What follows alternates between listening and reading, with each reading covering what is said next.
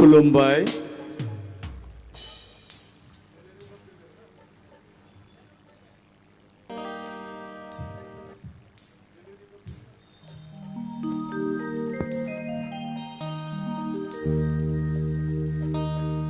गासै आलासिफोर बिथांमोननिसिम आंनि बिग्रायारि साबायखरखौ बावबाय। दा आङो खावलायनाय बायदि रोजाबनो सिगांदों। दिनैनि बे सानखौ आङो हाबजानो बादोंमोन। मानो हाबजानो बादों बेखौ आं मेथाइजों बुंलांगोन।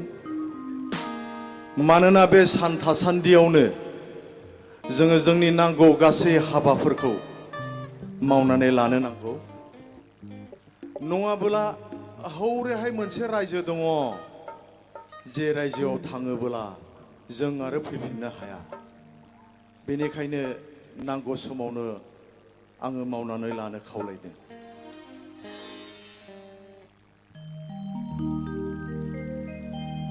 नेथ' जारां सान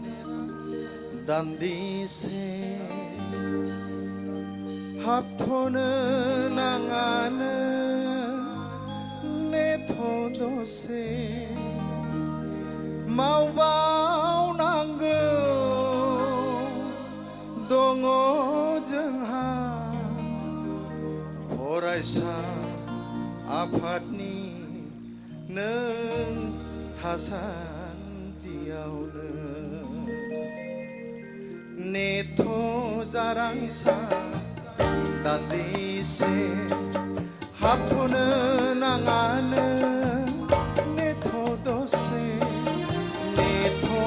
जारां सान दान्दिसे हाबथ'नो नाङानो नेथ' दसे मावबावनांगौ दङ जोंहा फरायसा आफादनि मावबावनांगौ दङ जोंहा फरायसा आफादनि नों थासान्दियावनो नेथ' जारां सान दान्दिसे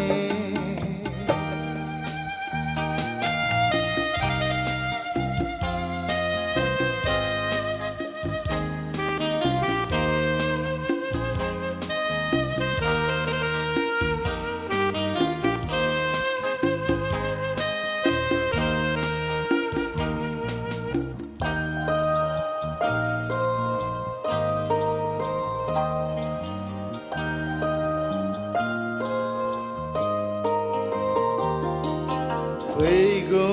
हनै खोमसि हरा जोख्लोबनानै दोनगोन नोंखौ बियो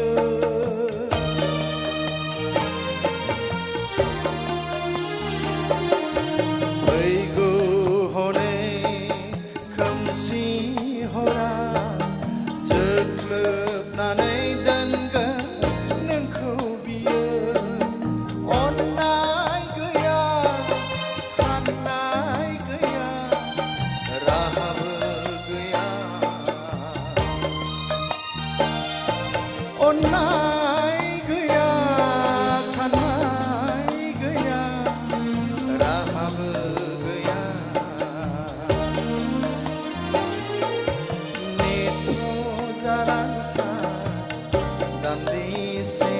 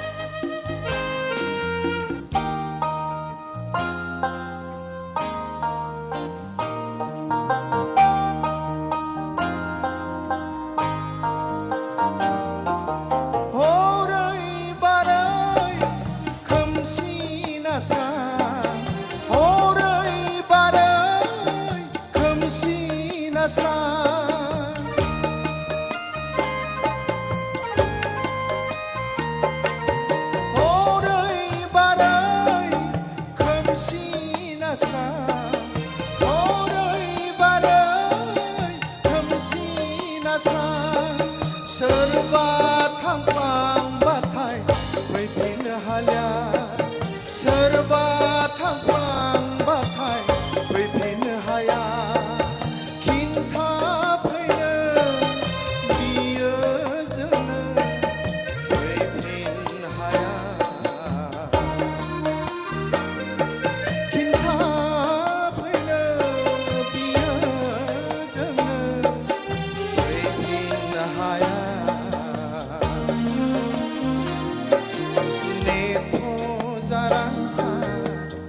दान्दिसे हाथ'नो नाङा नों नेथ' दसे नेथ' जारांसा दान्दिसे हाथ'नो नाङा नों नेथ' दसे मावबावनांगौ दङ जोंहा फरायसा आफादनि मावबावनांगौ दङ जोंहा फरायसा आफादनि नों थासान्दियावनो नेथ' जारांसा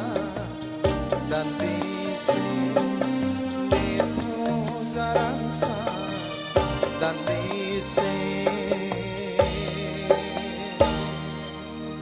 गोजोन्थों Thank you.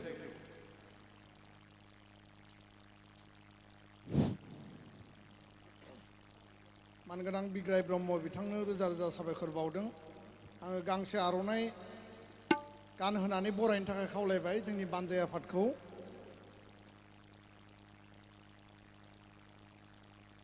बिग्राय ब्रह्म बिथांखौ गांसे आर'नाइजों बरायनांगौ बे समाव मुंख्लंफोरनिसिम 1 मिनिट आर'ज गाबनाय दङ फुंबिलियाव हाबाफारि लादोंब्लाबो गेवलां मेलनि हाबाफारिनि गेजेरजों जोङो आर'ज गाबगोन गासैबो बर' बुजियोना बुजियो नङा होमबा बयबो साबायखर आङो जोंनि मानगोनां आलासि बिथांमोनजों लोगोसे गासै रायजो राजाखौ 1 मिनिट आर'जनि हाबाफारियाव लानो थाखाय गसंनो थाखाय आं खावलायबाय अभी हमारा 1 मिनट का कॉन्डोलेंस है हमारे शहीदों के लिए जागायबाय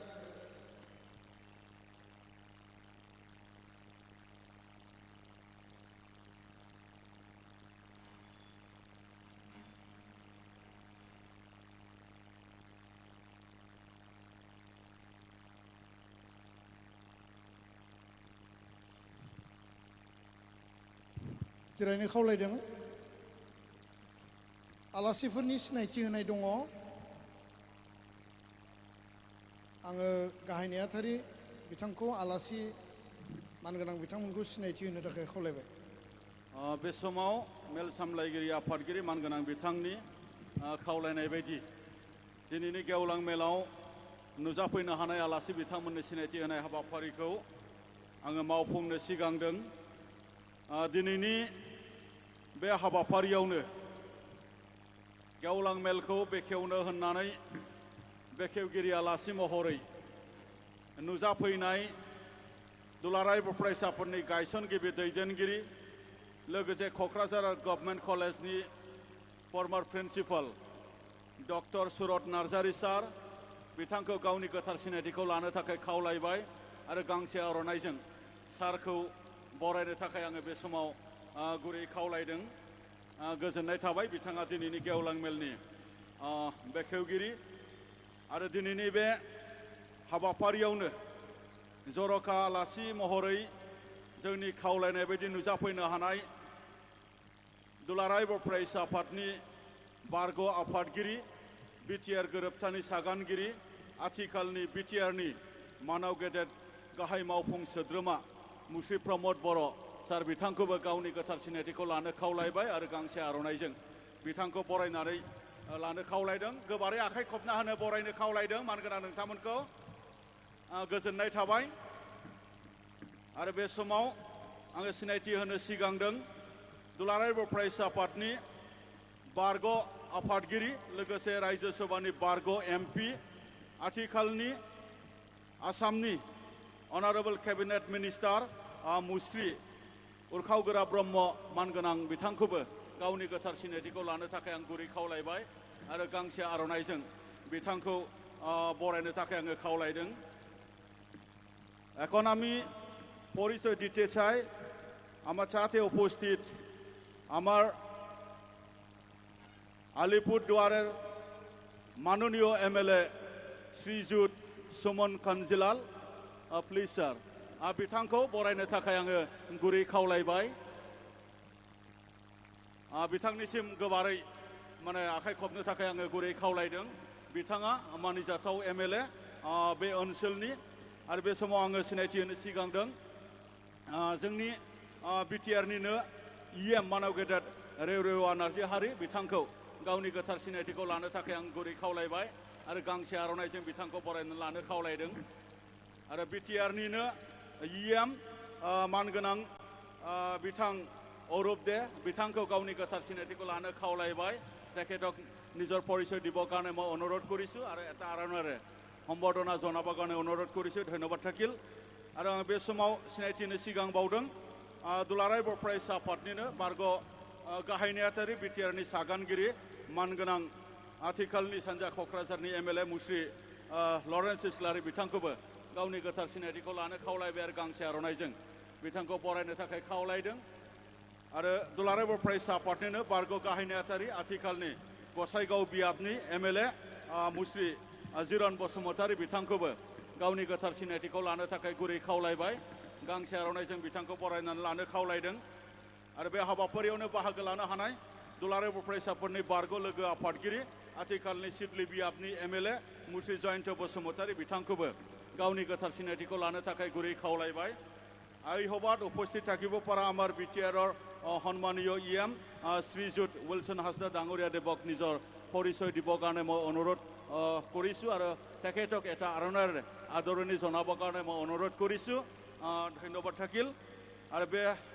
हाबाफारियावनो आङो सिनायथि होनो सिगां बावदों बिटिआरनिनो मानिजाथाव इएम डक्टर नीलुत स्वर्गयारी मानगोनां बिथांखौबो गावनि गोथार सिनायथिखौ लानो थाखाय गुरै खावलायबाय आरो बिथांखौ गांसे आर'नाइजों बरायनानै लानो थाखाय आङो गुरै खावलायदों।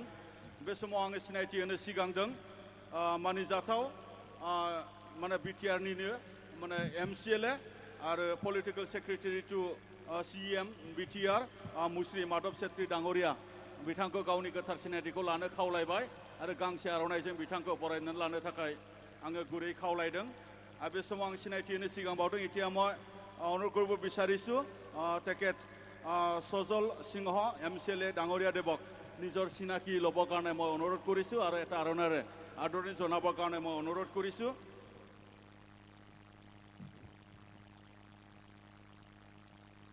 এখন আমি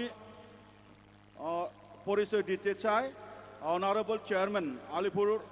জেলা পরিষদ শ্রীমতী শিলা দাস সরকার প্লিজ ম্যাম बिथांखौ गांसे आर'नाइजों बरायनो थाखाय आङो गुरै खावलायदों। आरो बे हाबाफारियावनो बाहागो लानो हानाय जोंनि दुलाराय बर' फरायसा आफादजोंनो खाथियै सोमोन्दो लाखिनानै खामानि मावबाय थाग्रा फाउन्डार नर्थ इस्ट इयुथ फाउन्डेसननि मानगोनां रन्जन कुमार बरुवा बिथांखौ गावनि गोथार सिनायथिखौ लानो थाखाय गुरै खावलायबाय। आरो आं सिनायथि होनो सिगांदों दुलाराय बर' फरायसा आफादनिनो बोसोनगिरि मानगोनां खुंख्रा स्वर्गयारी बिथांखौबो गावनि गोथार सिनायथिखौ लानो थाखाय आङो गुरै खावलायबाय। आरो दुलाराय बर' फरायसा आफादनि बारग' स्पक्स पार्सन आरो वेस्ट बेंगल दुलाराय बर' फरायसा आफादनि बारग' आफादगिरि मानगोनां निक'डिमास हाज'वारी बिथांखौबो गावनि गोथार सिनायथिखौ लानो थाखाय आङो गुरै खावलायबाय। এখন আমি পরিচয় দিতে চাই honourable chairman JDA Shri Ganga Prasad Sharma please आरो बिथांखौ गांसे आर'नाइजों बरायनो थाखाय आङो गुरै खावलायबाय। जोंनियाव गोबां बेबायदि आलासि दंबावो आरो बिथांमोनखौ दसे उनाव आङो सिनायथि होनो नाजागोन। आरो बे बुब्लियाव आं सिनायथि होनो सिगां बावदों जोंनि करडाङा जिपि 1नि अनारेबल प्रधान मुस्रि सुरज कुमार बसुमता बिथांखौ गावनि गोथार सिनायथिखौ लानो थाखाय गुरै खावलायबाय। बिथाङा गैथ'वा गोबां आलासि दङ बिथांमोनखौ दायो सिनायथि होनाय जाबावगोन। आं बेखिनिखौनो फोरमायबाय। गोजोन्थों। आङो सिनायथि होनाय हाबाफारिखौ मावफुंनायनि थाखाय साबायखर बावदों। बे समाव जोंहा बानजाय आफादनि दङमोन मासिगिरि बाबुलाल बरगाव दङ ना? सिनायथि लानो थाखाय खावलायगोन आं जौसाङाव फैनानै जोंनि रिसेपसन कमिटिनि आरो नेहाथारि मिनाल इसवारि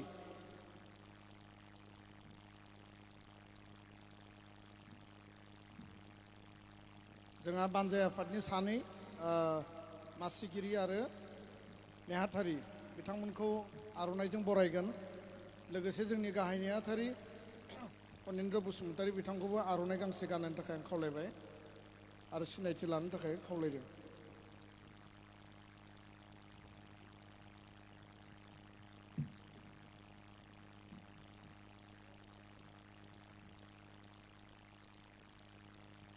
गिबियाव जोङो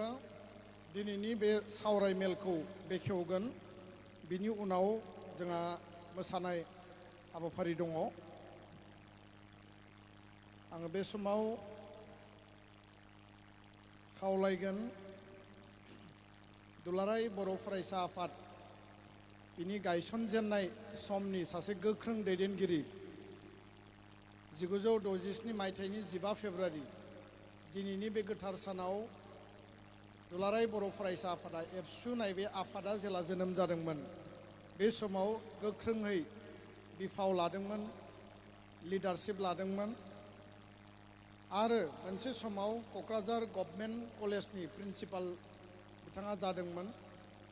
आथिखालाव बिथाङा समाज आरो हारिनि थाखाय जोंजों माहारिनि हाबा मावगासिनो दङ। आङो मानगोनां डक्टर सुरत नार्जारी जोंनि हांख्रायनाय बायदियै बिथाङा माखासे खामानि थासेयावबो बेंगलाव रायजो जानाय बर'फोरनि बाथ्राखौ साननानै आरो जोंनि हांख्रायनायखौ मान होनानै बिथाङा बाहागो लाफैदों। आं सार बिथांखौ बेखेवनाय जि बिबुंथि बेखौ आङो लाखिनो थाखाय बे समाव खावलायबाय। सार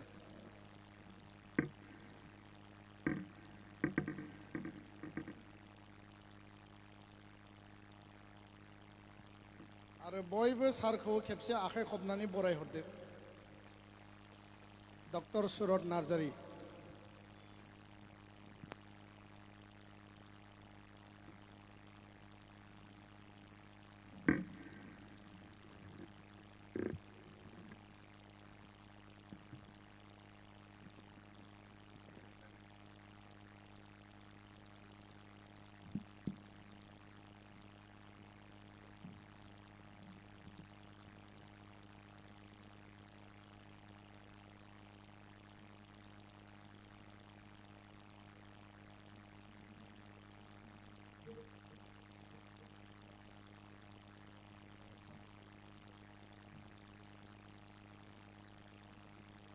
दिनैनि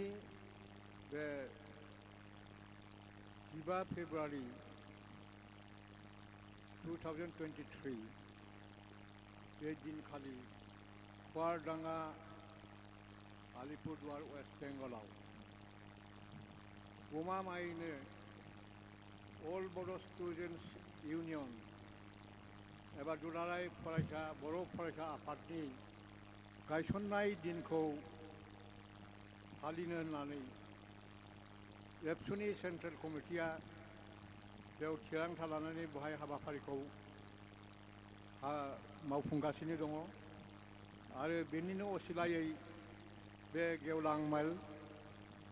बेनिखायनो आङो गिबियाव आथिखालनि बे दुलाराय बर' फरायसा आफादनिनो आफादगिरि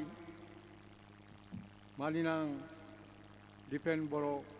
बिथांखौ गिबियाव आङो खुलुमग्रोयो।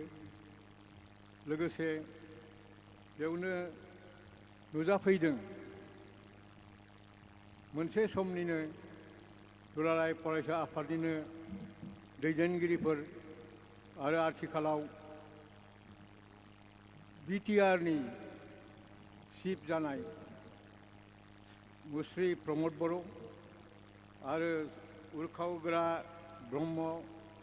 जोंनि मानिनां केबिनेट मिनिस्टार आसाम बेनिफ्राय लोगोआव गोबां जोंनि दैदेनगिरिफोर दङ जेरै श्री जिरन बसुमतारी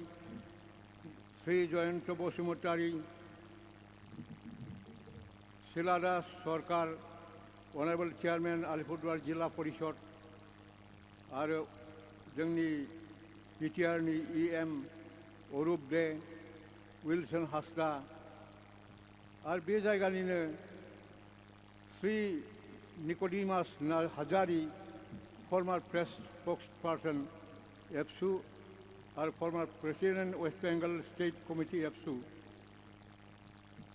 आरो लोगोसे Shri Lawrence Islary MLA former general secretary एबसु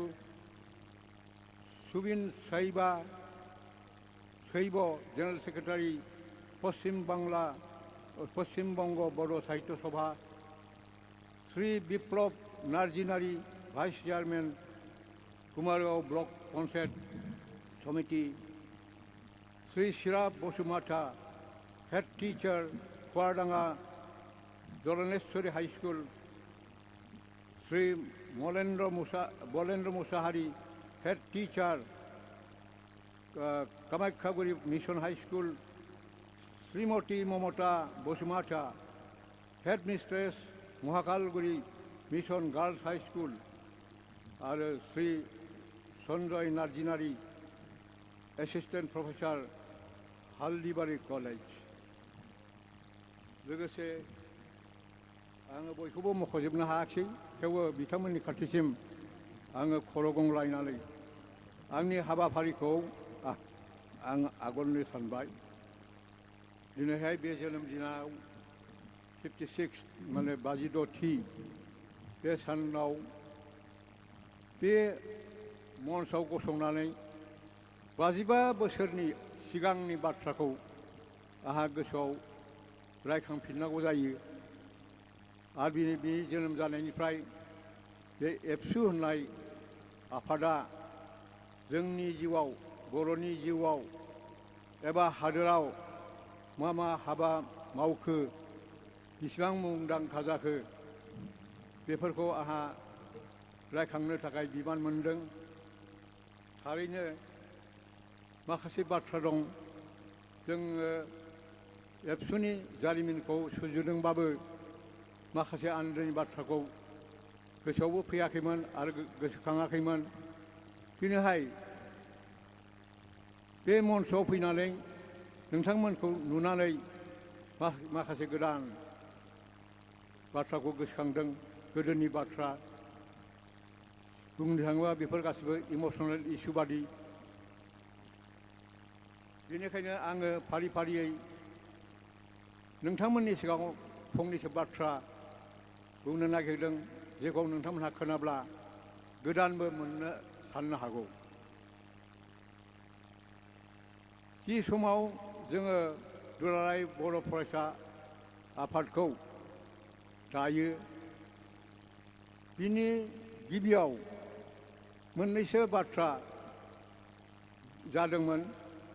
आसामाव जेखौ जों दा आसु होनना बुङो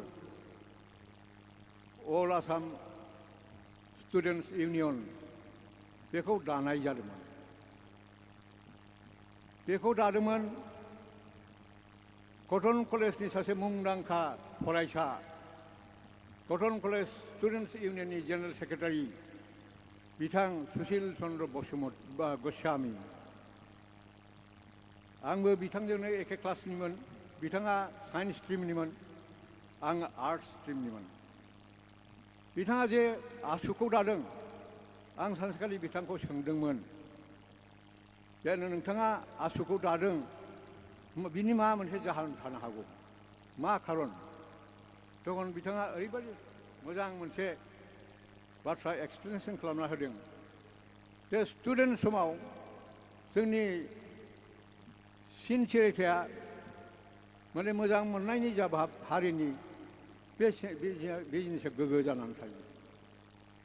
आरो बेनिफ्राय जेनाखि स्टुडेन्ट लाइफखौ गारनानै गावबागाव हाबाफारियाव थांबाय साख्रि बाख्रि खालामबाय बेबसा खालामबाय संसार खालामबाय अब्ला बै स्टुडेन्टनि जि सिनसियार स्पिरिट बे जिनिसा थाया आरो बेयावनो नुबाय जे जोंहा जे नाना रोखोम जेंना दं बेखौ होखारनायाव बे गावनि फरायसा जिउखौ नागारलांनाय लोगो लोगो बे जे दस्रा लामायाव गिदिंलांबाय आरो बिनि स्टुडेन्ट स्पिरिटआ थालिया अब्ला करापसनखौबो बे होखारनो हाया बाराबा बेजोंसो बे गोरोबनानै थाङो आसामाव ओरैबायदि मोनसे परिस्थिति जादोंमोन जेराव सरकारखौ सोलायनायनि मोनसे प्रश्न फैदोंमोन आसामनि जेसेबां जेंना दं बेखौ होस्रांनो थाखाय मोनसे सम जानानै फैदोंमोन नाथाय बेखौ कुनु पलिटिसियान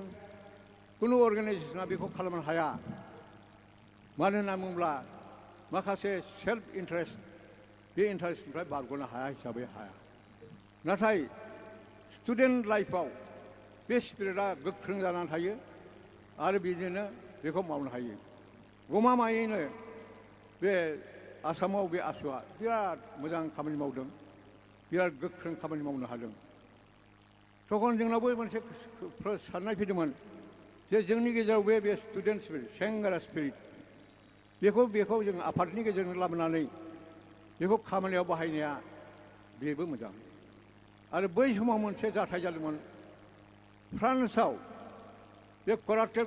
गभर्नमेन्टखौ सुखैनो थाखाय बेखौ होखारनो थाखाय दस्रा कुनु पलिटिकेल पार्टिया हायाखै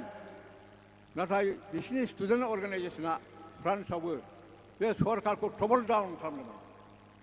सरकारखौनो सिफायनो हादोंमोन बिसोर बे बाराबो दुनिया नाङै मोनसे मेसेज फालिफैदोंमोन जे फरायसाफोरनि जि स्पिरिट बे स्पिरिटआनो आसल स्पिरिट बेजों मावनो हायो गमामायै जोङो बेजों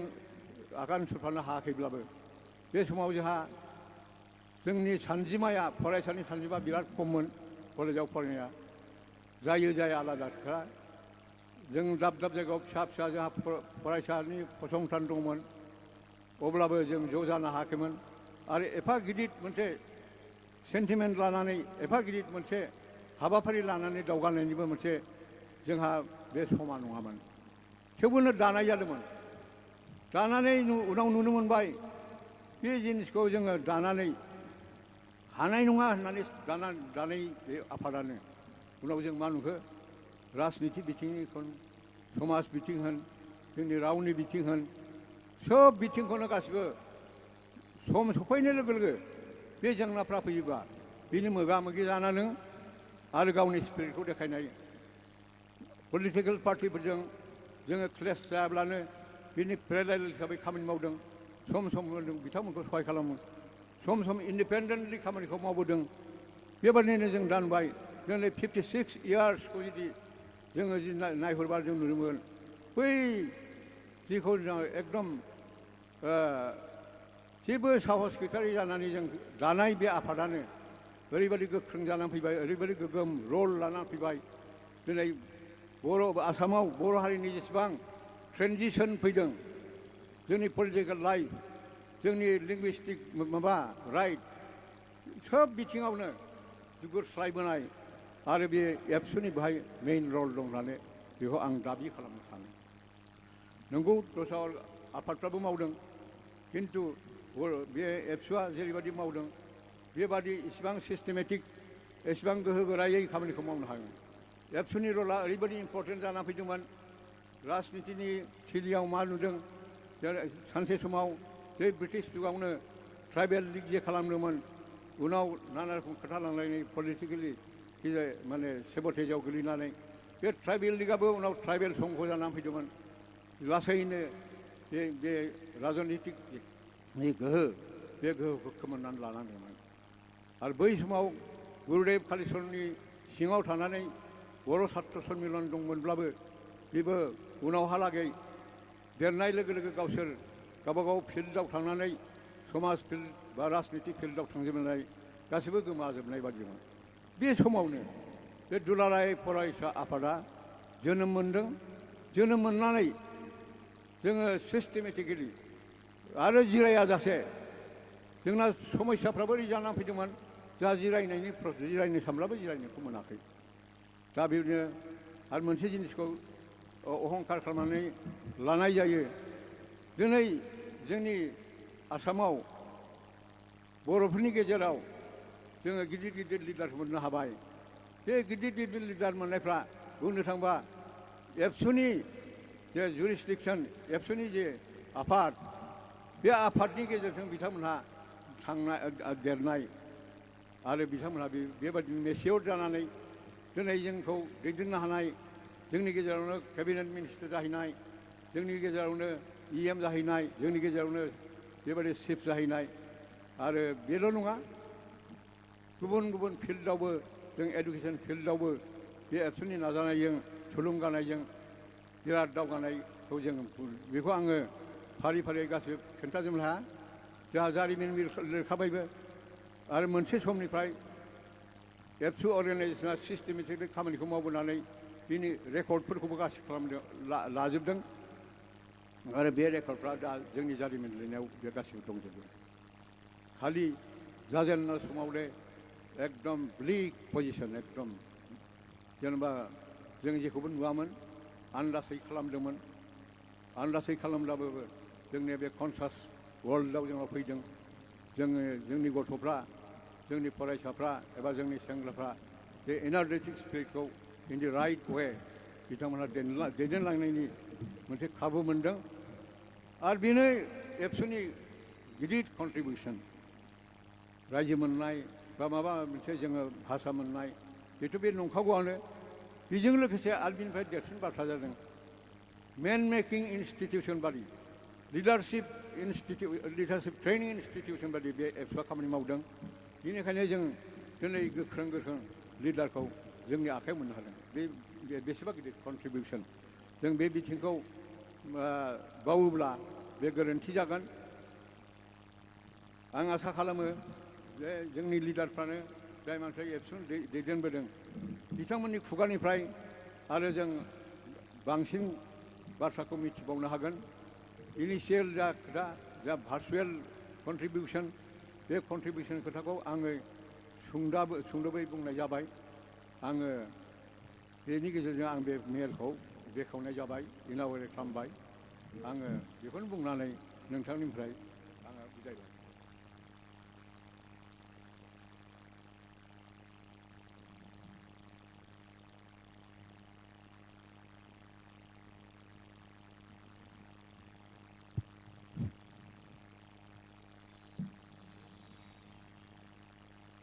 दिनैनि बे जि सावरायमेल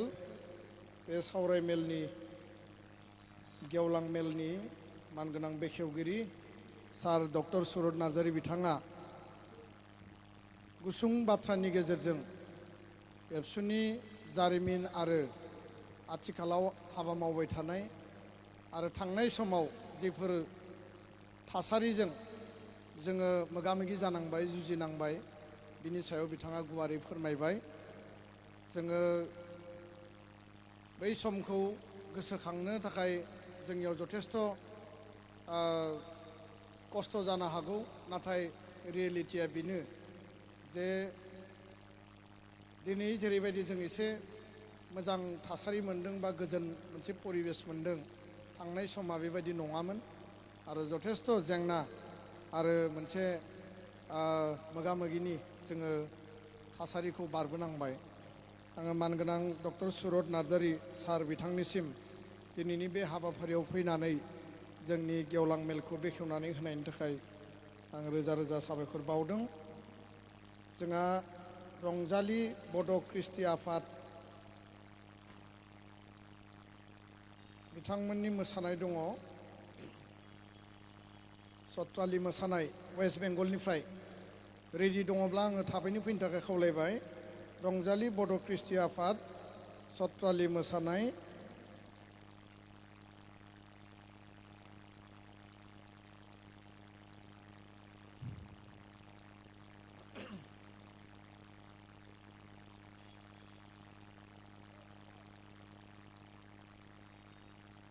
हमारे बीच है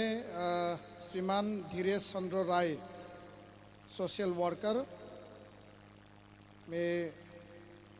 धीरेश चंद्र राय जी को अपना परिचय लेने के लिए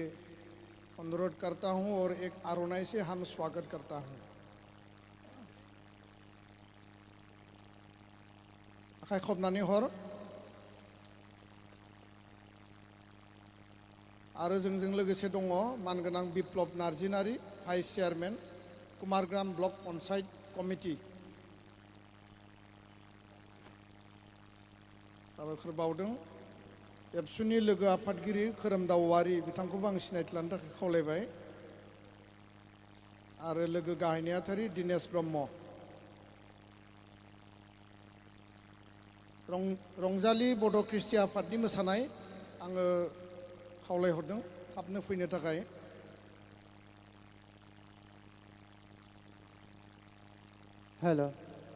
हेल' निमाहा बियो सार, जोङो रंजालि नङा, जोङो कंगति आरो रंजालि एक साथे मोसाग्रानोसै बागुरुम्बाखौ जों मोननै दलजों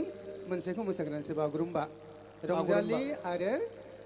कंगति ख्रिस्टि आफाद। बागुरुम्बा मोसानाय दिन्थिफुंगोन। जोंहा बिनि उनाव मानगोनां आसामनि केबिनेट मन्त्रि गासै फैजोबदो। उरखाव ब्रह्म बिथाङा बिबुंथि लाखिगोन। जोंनि गेजेराव सेरजा दामगिरि डक्टर गोमोथाव बसुमतारी दङ। मोसाखांनायनि उनाव खेबसे सेरजा हुनो थाखाय आं खावलायगोन आरो एसे रेडि जानो थाखाय खावलायबाय। आरो उननि समाव जोंनि खुगा मेथाइनि राजा होननानै जायखौ जोङो बयबो सिनायो मिथियो, बिथां बुदां बल्लभ ब्रह्म बिथाङाबो मेथाइ खनगोन। जोंनि बे रंजालि आरो कंगतिनि एक साथे मोसानाया जोङो गोबाव सम सोलोंनो मोनाखै। 4 घन्टाजोंनो सोलोंदों जों दंगल मोनैजों। बहु भुला जाखानाय अनानै नियमा बिखायो सिगांनो। आरो बिनि उनाव कंगति आरो रंजालि बिसोरनि एक्सट्रा मोसानाय दंबावो। मोनसे सथ्रालि मोसानाय, मोनसे मोसाग्लांनाय। सारा उनाव बेखौ सोसननो होदो। जागोन। दामग्राफ्रा बे साइडआव फैदो, गावबा गाव दामग्राखौ लानानै। माइक खाथियाजों, माइकआजों फैदो ओरै दामग्राफ्रा। जोंनि मोसाग्रा हान्जाखौ आं गोख्रै मोसाफैनो थाखाय खावलायदों। जोंहा समनि आंखाल।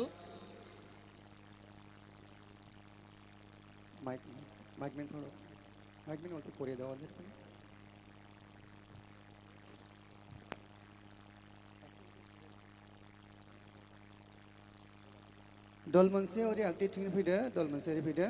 जोङो बेवहाय जयै मोसानाया खमसे खम 40 जनसिम, जों 50 जनसिम सेस्था खालामदोंमोन, नाथाय जायाखिसै। जों 40 जनसिमखौ बेवहाय सेस्था खालामनानै मोसानो। जों लाइनाव थाहैखादो अननानै, गावबा गाव लाइनाव।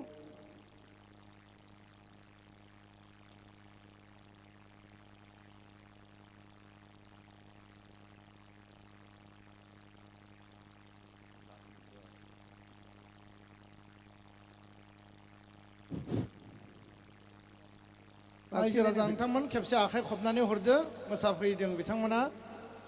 नोंथांमोननि जायगानिनो आरो खोब खम समनि प्रिपारेसन प्रेक्टिसनि गेजेरजों बिथांमोना मोसानो थाखाय थाग थियारि जाबाय।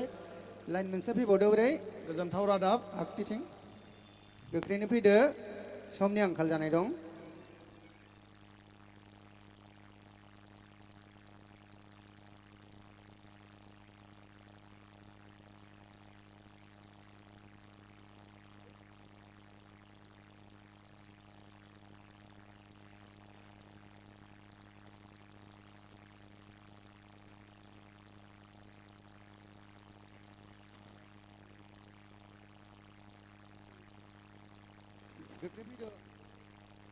हेल' गोख्रै फै, सिफुं सुग्राफ्रा गोख्रै फैदो।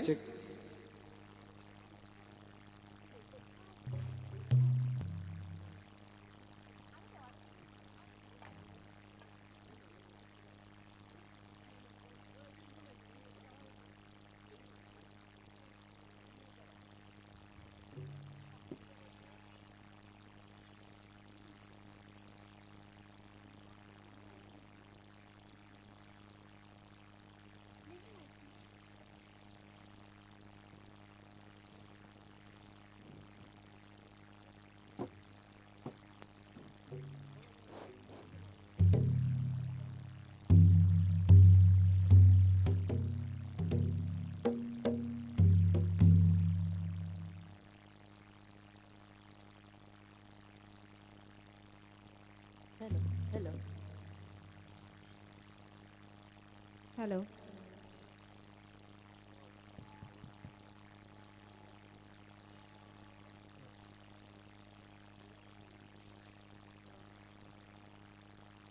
Check, check, check. Hello.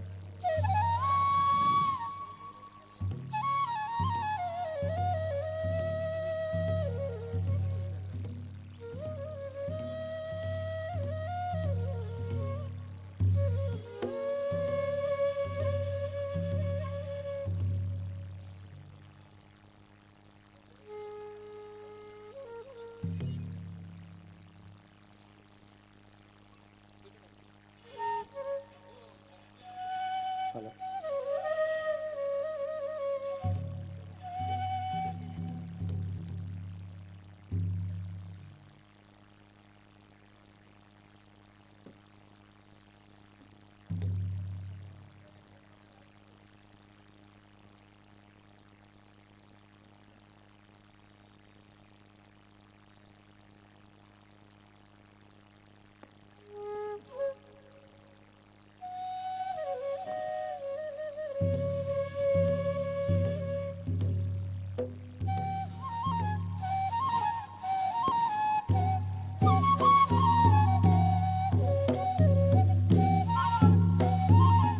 Check, check. Hello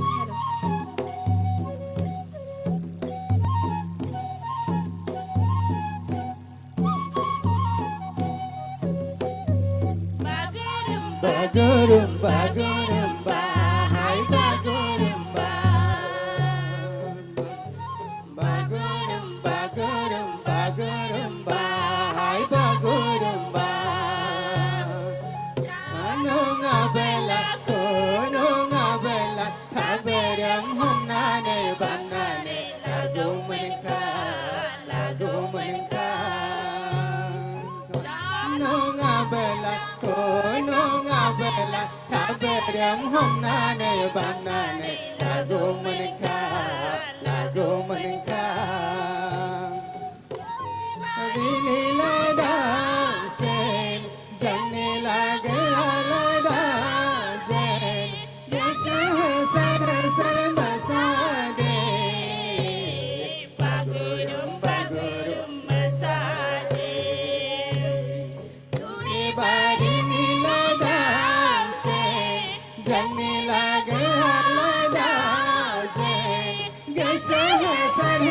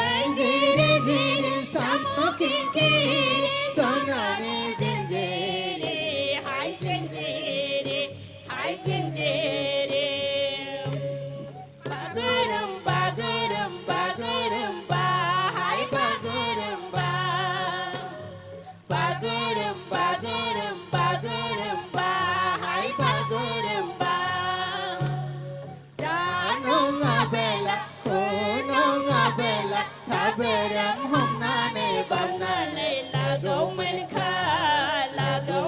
खा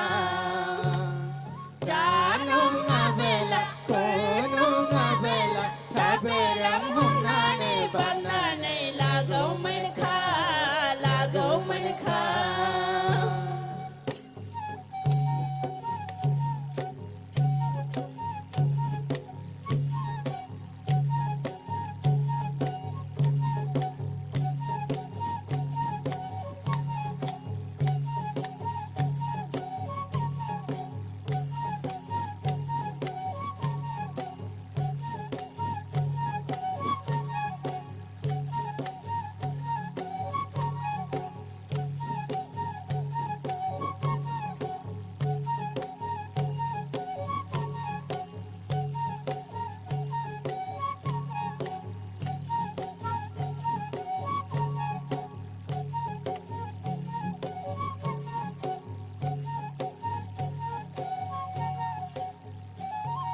Thank you. धन्यवाद.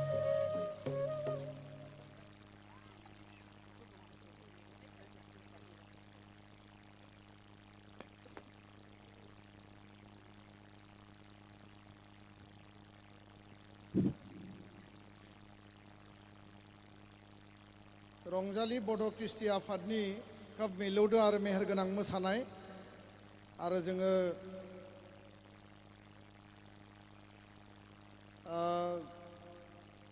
नुनो मोनबाय आङो बिथांमोननिसिम रोजा रोजा साबायखर बावदों बे समाव रंजालि कृष्टि आफाद आरो बिथांमोननि जि दैदेनगिरि आङो खावलायगोन जोंहा गसाइगाव समस्तिनि एमएलए जिरन बसुमतारी बिथाङा 5,000 रां होदों 5,000 आखाइ खबना हो बयबो आरो बिथांमोनखौ लांफैनो थाखाय खावलायबाय आरो एमएलए बिथाङा गावनि आखाइजों हरगोन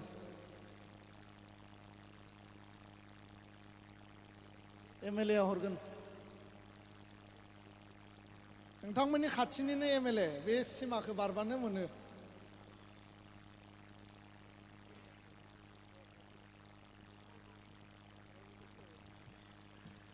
बयखौबो आखाइ खबना होनो थाखाय खावलायबाय गोजोननाय थाबाय जोंहा डक्टर गोमोथाव बसुमतारी रेडि दङ ना सेरजा हुग्रोनो थाखाय खावलायबाय आं बयखौबो सिरिबाङै जिरायनो खावलायदों जोंनि मेला बारा गोलाव जानाय नङा जोंहा सानै गाहाय आलासि दङ बिथांमोना बिबुंथि लाखिगोन आरो जोंहा मानगोनां एमएलए आरो मानगोनां जिल्ला परिषदनि चेयारमेन दङ बिथांमोना सुंथाब बिबुंथि लाखिगोन दा बेखायनो जों बेंगलनि बर'फोरनि इउनिटि आरो डिसिप्लिनखौ दिन्थिनांगोन आरो बेयो एबसुनि जुथुम्मा एबसुनि बे गायसननाय सान दा बेखायनो डिसिप्लिन आरो आब्रुथिखौ बयबो मेंटेन खालाम हमारे बीच है सम्मानीय विनोद मीन्स सोशल वर्कर मैं स्वागत करता हूं और एक आरोनाई से उनका परिचय लेने के लिए धन्यवाद बे समाव डक्टर गोमोथाव बसुमतारी बिथाङा मिलौदो देंखोनि सेरजा हुगोन आरो बिथांनि सेरजा हुनायखौ नोंथांमोना नुफेराखै जानांगौ बिथाङा सेरजानि सायावनो सेरजाया बर' हारिनि नंगुबै आंगो जोंनि दामजु आरो सेरजा गैयाब्ला बैसागु फालिनाय जाया सेरजा गैयाब्ला बर'नि मिउजिक आरो बर'नि मोसानाया जाया दा बेखायनो बे सेरजानि सायाव बिथाङा पिएइचडि खालामदों डक्टरेट डिग्री लादों आरो बे समाव बानजाय आफादखौ खावलायबाय डक्टर गोमोथाव बसुमतारीनो गांसे आर'नाइ बिथांखौ बरायनानै गानहोनांगौ आखाइ खबना हरदो बयबो गोमोथाव बसुमतारीनि थाखाय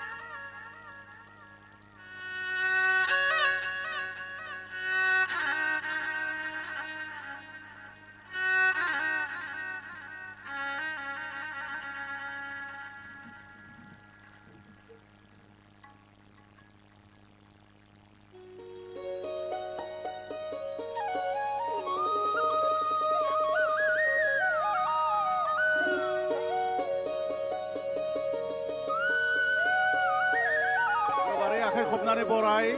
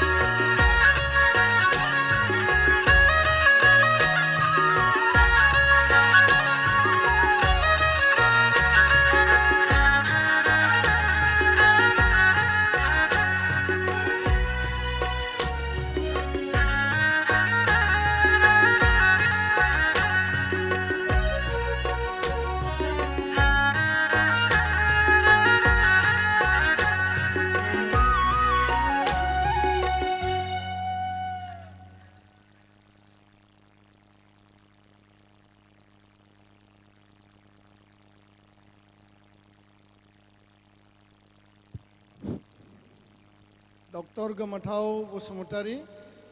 रोजा रोजा साबायखर बावदों। बे समाव जोंहा बिबुंथि लाखिगोन दुलाराय बर' फरायसा आफादनि बारग' आफादगिरि आरो बड'फानि समनिफ्रायनो एबसुआव गोलाव सम हाबा मावबोनाय आथिखालाव आसामनि केबिनेट मन्त्रि बिथाङा बिबुंथि लाखिगोन। दिनैनि साना दुलाराय बर' फरायसा आफादनि गायसननाय सान बयबो मिथियो। दिनै माहारिबादनि सान आरो हारिखौ खौसेयै बुहुमाव बड'फानि आदर्शजों गायसननायनि दिनै सान। दा बेखायनो जोङो जिखिनि बाथ्रा सावरायगोन माहारिबाद आरो हारि दानायनि बाथ्रा सावरायगोन, हारि सिबिनायनि बाथ्रा सावरायगोन आरो दिनै हारिनि हाबा मावै मावै दिनै आसामनि केबिनेट मन्त्रि बे पर्यायाव सौहैनानै बर' माहारिखौ आरोबाव सिगांजों बोरै दावगाहोलांबावनो हायो, लोगोसेनो बेंगलाव रायजो जानाय बर' फिसाफोरनि जेंना जेंसि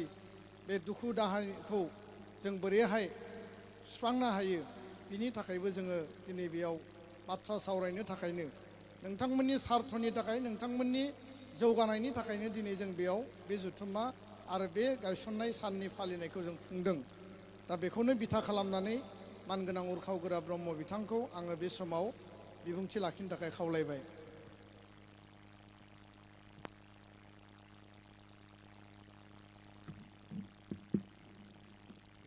दुलाराय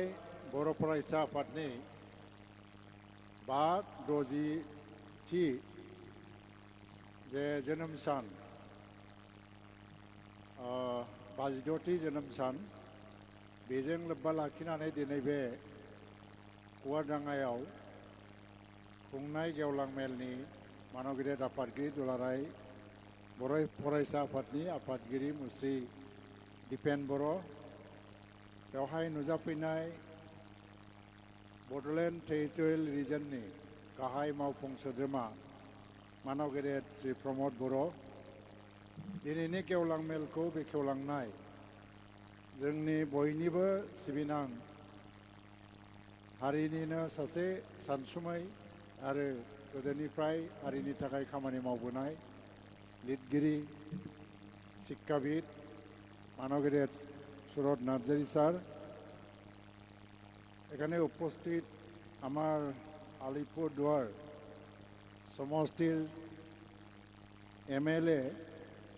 সুমন কাঞ্জিলাল, উপস্থিত আমার আলিপুরদুয়ার জেলা পরিষদের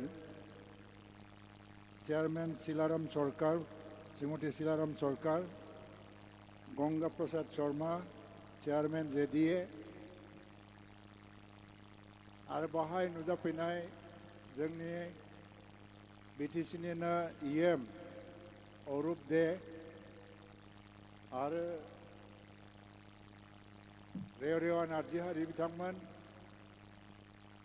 एमएलए लरेन्स इस्लारि, जयन्त बसुमतारी आरो जिरन बसुमतारी बिथांमोन, एमसीएलए माधव सेट्री आरो विल्सन हासदा, गुबुन गुबुन दैदेनगिरि बिथांमोन, दुलाराय बर' फरायसा आफादनि बोसोनगिरि खुंख्रा स्वर्गियारि आरो दुलाराय बर' फरायसा आफादनिनो सोनाब बंगनि गोदोनि बड'फा उपेन्द्रनाथ ब्रह्मजों हाबा मावबोनायनि खाबु मोननाय दैदेनगिरि निक'डिमास हाजारि आरो गुबुन गुबुन आलासि बिथांमोन आरो रायजो राजाफोर, वेस्ट बेंगलनि बर'फोरनि गेजेराव जोङो सानफ्रामबो नुजालायबाय थानायनि मोनसे खाबु मोना। जों बहुद गोबाव गोबाव समनि उनावहायसो नुजालायनो खाबु मोनो। मालाबा बोसोरब्रै बोसोरबा, मालाबा बोसोरथाम बोसोरनै। बेनिखायनो नोंथांमोननि जेंनाफोरखौ जोङो बांद्राय सावरायलायनायनि खाबुबो मोना। नाथाय दिनै दुलाराय बर' फरायसा आफादा गावनि जोनोम सानखौ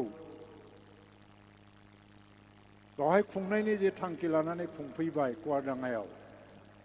बे जोबोद मोजां मोनसे हाबाफारि होननानै आं सानो आरो बेनिखायनो साननाय आगोल आंखौ दुलाराय बर' फरायसा आफादनि आफादगिरिया बेयाव फैनांगौ होननानै बुंहरनाय बादियै आसामावनो गुबुन गुबुन हाबाफारि दिनैनि दिनाव गुबुन गुबुन जिल्लायाव आंखौ लेंनाय दंखायोमोनब्लाबो आं बै जिल्लाफोरनि हाबाफारिखौ गारनानै बेवहाय आं नुजाफैदों दिनैहाय खारन आंहा नुजानो लुबैनाय दङ मोनसे बिराद गोनां बाथ्राया मा सोनाब बंगनि बर' फिसाफ्रा सासेबो ओरैबायदि बर' फिसा गैया जायनाखि बर' रावखौ रोङा गासिबो बर' राव रोंजोबगौ आरो बर'नि हारिमुखौबो लाखिनानै दङ नाथाय आसामावनो माखासे जायगा दङ जायफ्रा टाइटेला बर' लिरो बसुमतारी लिरो जायफ्रा गावखौ बर' होननानै परिचय होयो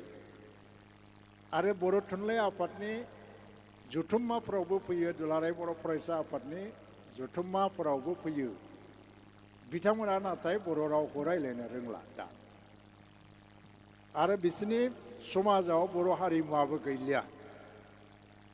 दा बैखौ रुजुनानै नायोबा सोनाब बंगनि बर' फिसाफोरा गुबुन गुबुन आसामनि गुबुन गुबुन जायगानि बर' फिसाफोरनि रुजुनायाव आरो बिराद गोख्रोंसिन खुब मजबुतै बर' हारिखौ बाहाय फोथांनानै दंगासिनो दङ आं बेनि थाखायनो सोनाब बंगनि बर' फिसाफोरखौ साबायखर जासिगोन मानो होनबा 1986 मायथाइनिफ्राय आङो सोनाब बंगआव फैजेनदों बड'फा उपेन्द्रनाथ ब्रह्मजों आङो उन उन थाबायफाग्रा मानसिमोन निक'डिमास हाजारिखौ बिथांखौबो आङो बै समावनो लोगो मोनदों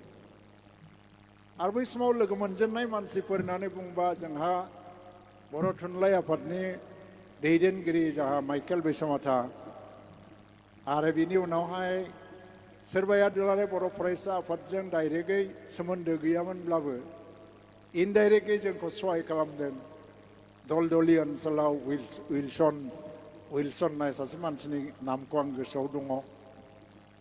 आरो दिनै नामखौ आं मख'नो हानाय नङा महाकालगुरि ओनसोलावनो सासे SSBनि अफिसार दंमोन बिथांनि न'आवबो जोङो हर थाफैयोमोन गोबां मानसिखौ आंबो गोसोआव दं लोगो मोनबा दाबो सिनायो नाथाय बै समनिफ्रायनो आङो जेरावखि थाङा सातालिनिफ्राय लानानै जयगावसिम आरो ओरै हेमागुरि बा दलदलि बे ओनसोलफोराव आं सासेबो बर' फिसा ओरैबायदि नुवाखै जायनाखि बर' रावखौ बावलाङाखै बिसोरो इभेन आलिपुरदुवाराव रायजो जानाय बर' फिसाफोर जाहा माइकेल बैसोमातारिनि सासे बिबथि दङमोन हायार सेकेन्डारिनि लेक्सारार बिथांमोनखौबो आं लोगो मोनोमोन बिसोर बर' राव बावलाङाखै सिलिगुरियाव लोगो मोनबाय बर' राव बावलाङाखै नाथाय आसामाव गोबां बर' फिसाफोर दं जायफ्रा दासिमबो बर' रावखौ सोलोंफिननो हायाखै मोननै मोनथाम जेनेरेसनावबो थारमाने हमनानै लादो बिनिफ्रायनो जे गावनि हारिखौ बे हारिनि राव आरो हारिमुखौ जों लाखिनांगौ फोथांनानै दोननांगौ आरो मुलुगाव दिन्थिनांगौ बे स्पिरिटआ सोनाब बंगनि बर' फिसाफोरनाव जेब्लायबो दङ दैदेनगिरिनि मासिखौ जदिও लायनो हायाखैबाबो दा बेनिखायनो बर' रावा बाहाय थांनानै दङ जोंनि जारिमिनखौ जुदि नायोबा आसामनि बर' फिसाफोरनि जारिमिनाबो बोरैबाबा नोरिनिफ्रायनो जागायलांदों जे गोबां बर' फिसाया सोनाब बंगनिफ्राय आसामाव हाबहैदों नाथाय आसामनिफ्राय सोनाब बंगआव हाबफैयाखै दासिमबो गोबां गामि दं जायफ्रानाखि सोनाब बंगनिमोन आरो बे हिसाबै बावहाय जोंनि हारिनि फारसे थानाय मोजां मोननाय सिबिनाया जेब्लायबो दङ এখানে আমাদের বড় সমাজের কয়েকটা ছোট মোটো সমস্যা আছে অনেক বছর ধরে আমি বাংলা খুব ভালো বলতে পারি না আমি চেষ্টা করছি কি সরকারের সাথে কি ইস্যু আছে এখানে দুইটা প্রধান ইস্যু সম্মানীয় বিধায়ক আছে যে এখানে বসবাস করা বড় সমাজ, বড় জাতি, বড় ভাইয়েরা নিজের ভাষাকে নিয়ে যথেষ্ট সচেতন।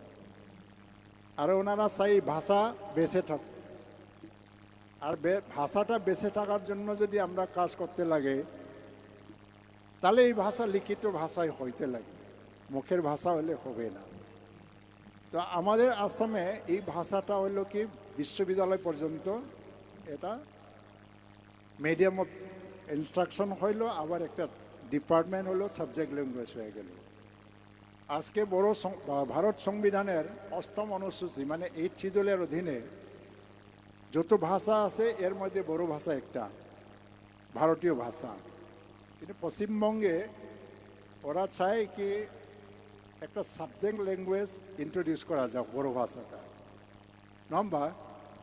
সাবজেক্ট ল্যাঙ্গুয়েজ লুবইদং নম্বা সাবজেক্ট ল্যাঙ্গুয়েজের জন্য একটা দাবি আছে এখন পর্যন্ত, কিন্তু ওই দাবিটা কিন্তু আছে, দাবি রূপে আছে, কিন্তু সরকারের থেকে ওইটা মেনে নেওয়া হয়নি এখনো। তা আমি আশা করি এক সময় আসবে। আমাকে কিছু কিছু দায়িত্ব দিছিল যে কত মানে বড় পপুলেশন আছে, কয়টা প্রাইমারি স্কুল আছে, কয়টা হাই স্কুল চলবে, আর এটা শিক্ষার মাধ্যমে যদি এটা ইন্ট্রোডিউস করা যায় তাহলে ওই ভাষা বেঁচে থাকবে কিনা, একটা ক্রাইটেরিয়া পূরণ করতে পারবে কিনা, এর উপরে কিছু কাজ করা হচ্ছে। আমাদের বড় সাহিত্য সভা সম্মেলন সভার থেকে সরকারকে দাখিল করা হচ্ছে। আমি অনুরোধ জানাবো, এখন মুখ্যমন্ত্রী পশ্চিমবঙ্গের মমতা দিদি, উনি নিশ্চয় বিবেচনা করবে, সময়ে ওইটাও মানে সরকার এটা মেনে নেবে। আর দ্বিতীয় সমস্যা হলো এখানে কি প্রাচীনকালের থেকে এখানে বসবাস করা বড় মানুষ অনেক বনা অঞ্চলে আছে যাদের মাটিপট্টা হয় নাই। এখানে রাজ্য সরকার কিছু করতে পারে, কিছু হলো কি বন আইনের অধীনে করতে লাগবে, ফরেস্ট রাইট অ্যাক্টের উপরে যতটুকু সম্ভব। যদি এই প্রাচীন জাতিরকে মাটির অধিকার দেওয়া হয় সেটা আমাদের জন্য ভালো, সবার জন্য ভালো। কারণ এখানে বসবাস করা বড় মানুষ সবসময় মিলেজুলে আছে, আর পশ্চিমবঙ্গে বঙ্গ রাজ্যর স্বার্থর বিপক্ষে কোনো দিন যায় নাই ওনারা। আর শান্তিপ্রিয়, খুব সময় মানে এখানে গণ্ডগোল করে না, বড় জাতি কোনো দিন আন্দোলন করে না, এইখানে সবসময় সরকারের থেকে মিলিয়ে আছে সরকারের সঙ্গে। আরে যারা আছে বেঙ্গলি ভাষী বা বেঙ্গলি লোক, ওদের সাথে মিলিয়ে কাজ করে। বেশিরভাগ বড়োরা এখানে বেঙ্গলি ভাষাই করি, বেঙ্গলি ভাষা বলে। আর আপনারা শুনে একটু হয়তো বিশ্বাস করবে না, আসামের মধ্যেও আন্দিবেরের গোয়ালপাড়া জেলা এখন বঙাইগাঁও কোকরাঝার হয়ে গেছে। প্রথম ভাষা যদি মাতৃভাষা হয় বড় ভাষা আমরা বলি, কিন্তু দ্বিতীয় ভাষা বাংলা ভাষা চলে ওখানে বাজারে। তো বাংলা ভাষার বড় ভাষা ওইখানে এরকম কোনো একজন বড় মানুষ আপনারা পাবে না যেটা বাংলা ভাষা না বলতেও পারে, কিন্তু বুঝতে পারে সবাই। আমিও খুব ভালো মানে বাংলা বলতে পারি না, কিন্তু বুঝতে পারি আমি। এই দুইটা সমস্যা নিয়ে আমরা সবসময় আলোচনা করি। আশা করি আপনারা নিশ্চয় এখানে সহানুভূতি সহকারে একটা বিবেচনা করবে। ওইটাই আমার একটা humble request to the government of West Bengal. रायजोफोर मा होनो, मोनसे हारिया थांनानै थानांगौबा जेखि हारियाव थाया मानो गावनि जारिमिना बयनिफ्रायबो देरसिन बाथ्रानो। जारिमिनखौ साफ्रोमबो मानसियानो जारिमिन सोरजियोनो। जों राजा महाराजानि जारिमिनावल' सोनारनानै थांनानै थानो नाङा, जों गावबो जारिमिन सोरजिनांगौ।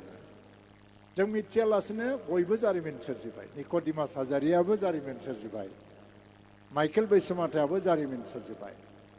नाथाय जोंनि थांनाय जारिमिनखौ गोथाङै फोथांनानै लाखिनांगौआ जाहैबाय जोंनि दायित्व। जों बेखौ बावनानै थाङो। दा आंबो बिटिसिनि चिफजों दासो जनानै रायलायबाय थादों जे जाय बिथाङा बावहाय बर' थुनलाइ आफादनि जथुम्माबो लाबोदोंमोन महाकालगुरियाव। जाय बिथाङा बर' थुनलाइ आफादखौ बाहाय गायसनजेनदोंमोन, बे बिथांनि मुङा ओरैनो गोमोरनानै थांनो नाङा। माइकेल बैसामाथानि खोथाखौ बुंदों आरो बेखौ फोथांनानै लाखिनांगौ दा बेनि सायाव मोनसे जिबननि लिरनाय जादोंना जायाखै जायाखैबा बिनि बर' थुनलाइ आफादा बे बिथांनि सायाव जिबननिखौबो लिरनांगौ मा मा मावलांदों लोगोसे गाबोन समबो जुदि आलिपुरदुवाराव खोनादों बर' साहित्य सभानि मोनसे अफिस जागोननो हा मोनबाय होनदों आरो हजोंनिफ्राय जोंहा दानि बिटिसिनि सिबा जेसेबां हायो मदद हरनायनि बाथ्राबो रायलायदों अफिस लुनायनि स' बिथांनि गोसोखांथिखौ जुदि गोथां लाखिनांगौबा बिथांनि मुङावनो बे भबनखौ डेडिकेट खालामोबा गाज्रि नङा होननानै आं सानो बै नोंथांमोननि बिबेसनानि खोथा जेरै जयभद्रनि नामाव जोङो गुवाहाटीनि बर' साहित्य सभा अफिसखौ जयभद्र हागजेर भबन होननानै लिरदों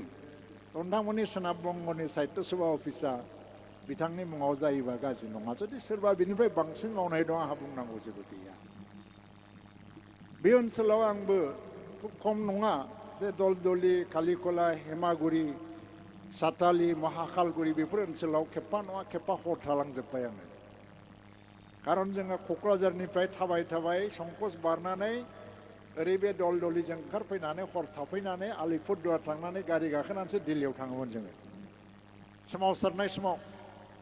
आं बे समाव उपेन ब्रह्मनि सासे एसिस्टेन्ट बादिमोन बड'फानि थ' ओंखायनो बे ओनसोलनि मानसिफोरनि अबदानखौ आं बावनो हाया जोंनाव बड'लेण्ड ओनसोलाव जेला बड'फाया सोमावसारदों बेखौ हेंथा होग्राबो दंमोन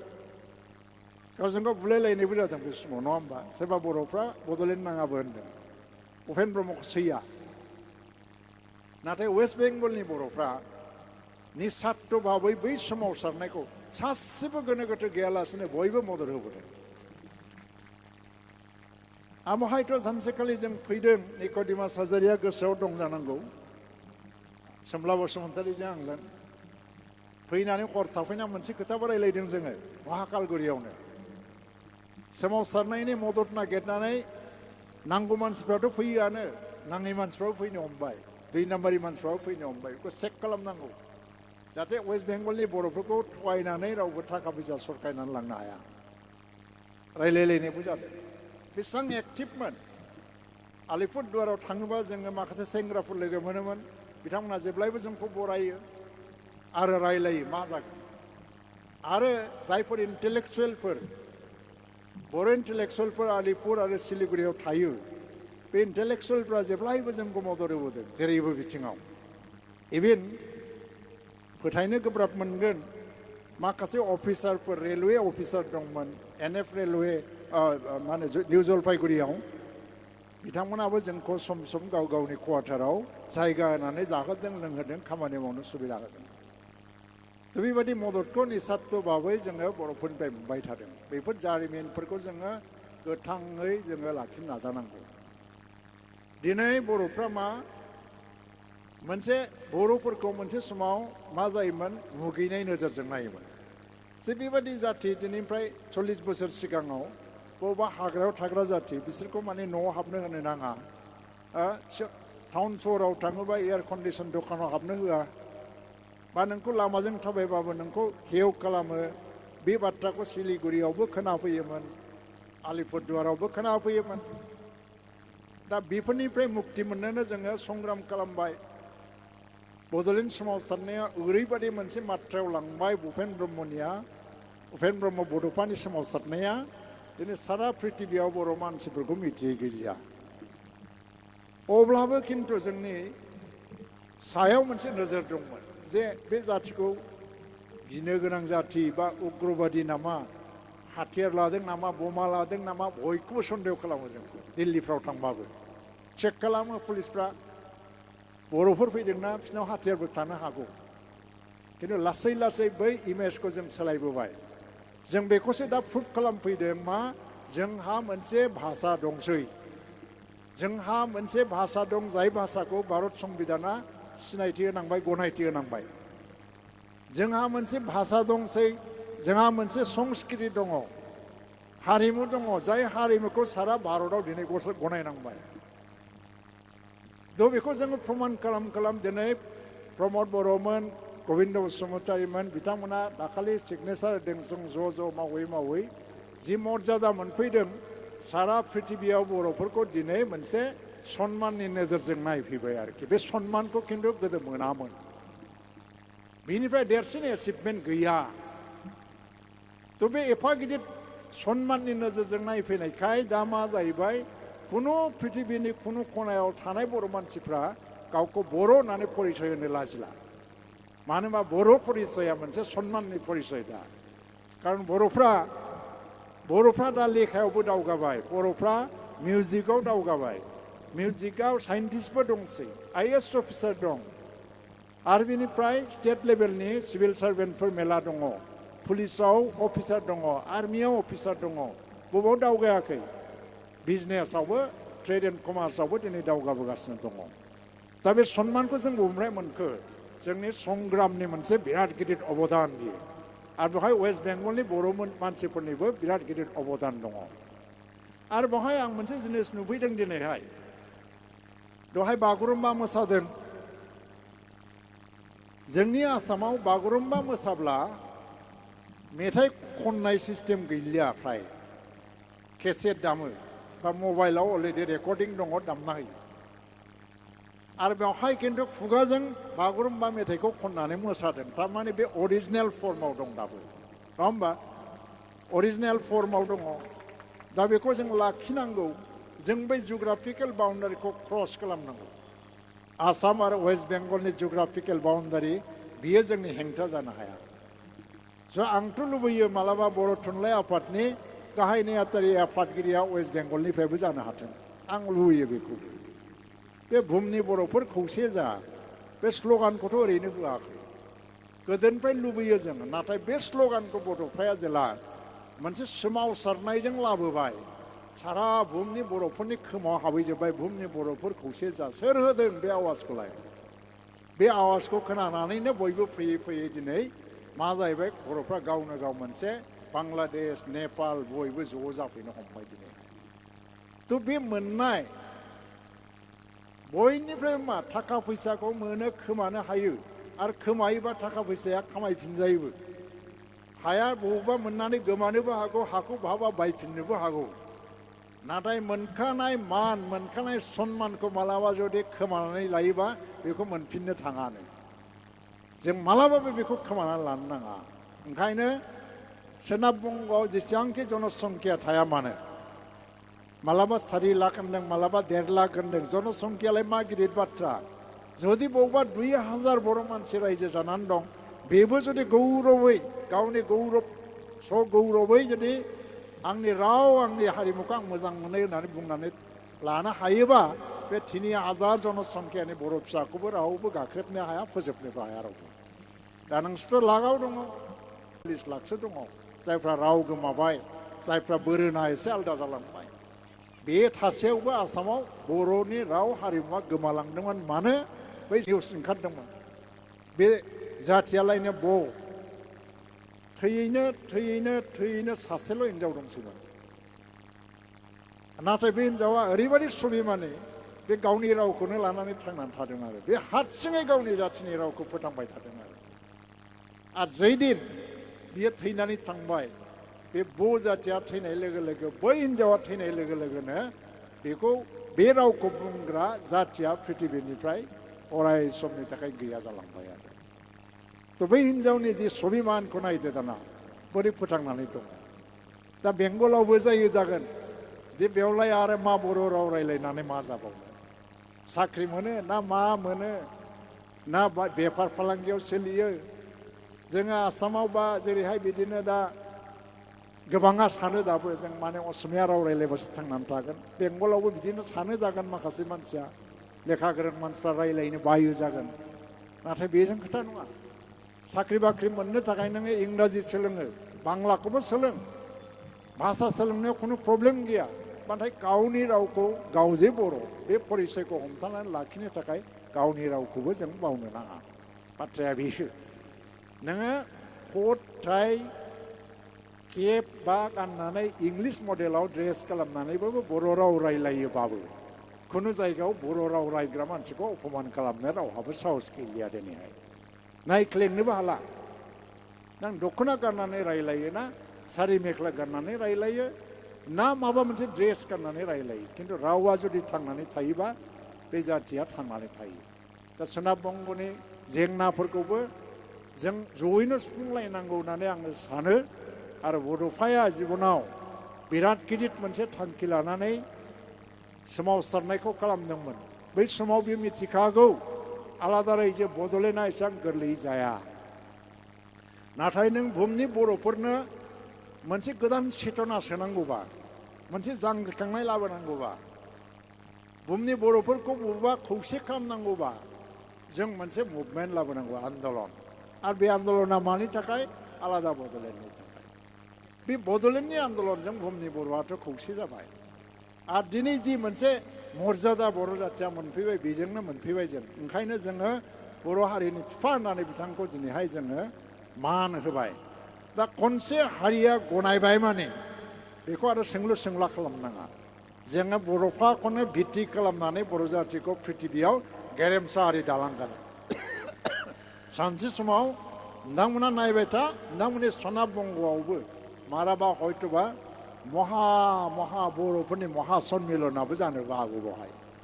गासै बुहुमनि बर'फोरखौ लानानै मोनसे महा सन्मिलनाबो बेवहाय असम्भब नङा जानोबो हायो जोङो दा नोंथांमोना जुदि थिग थायोबा ओंखायनो जायगा गारनानै खारनो नाङा बर'फोरनि सिमांखौ जों जाफुंनांगौ मोनफा मोनफा जाथियाव साफा साफा रल मडेल थायो भारतबर्षआ दिनै महात्मा गान्धीनि सिमांखौ जाफुंहोनो मावैनो 75 बोसोर जाबाय आरो 100 बोसोर महात्मा गान्धीनि सिमांजों भारतखौ दालांगोन दाहाय बांला बेंगलि मानसिफ्रा सुभाष चन्द्र बस बिथांमोननि मर्यादा बिथांमोननि मडेलखौ लानानै बाङालि भाषाखौ रबीन्द्रनाथ ठाकुरमोननि बिथांमोननि मुङैनो बांला जाथि बा बेंगलि जाथिखौ दालांनायनि मोनसे परिकल्पना बिथांमोना खालामो बर'फ्रा माखौ लानानै खालामनो बड'फानि आगोलथ' रावबो बेबायदि रल मडेल जाबोआखै दा खिन्थु बड'फाया रल मडेल जाबाय मानो रल मडेल जाखो सासे इनकाम टेक्स इन्सपेक्टर कमिशनारसिम थांगौमोन जाथिनि थाखाय खामानि मावनो होननानै बे साख्रिखौ रेजिगनेसन होनानै सोमावसारनायनि लामायाव फैनानै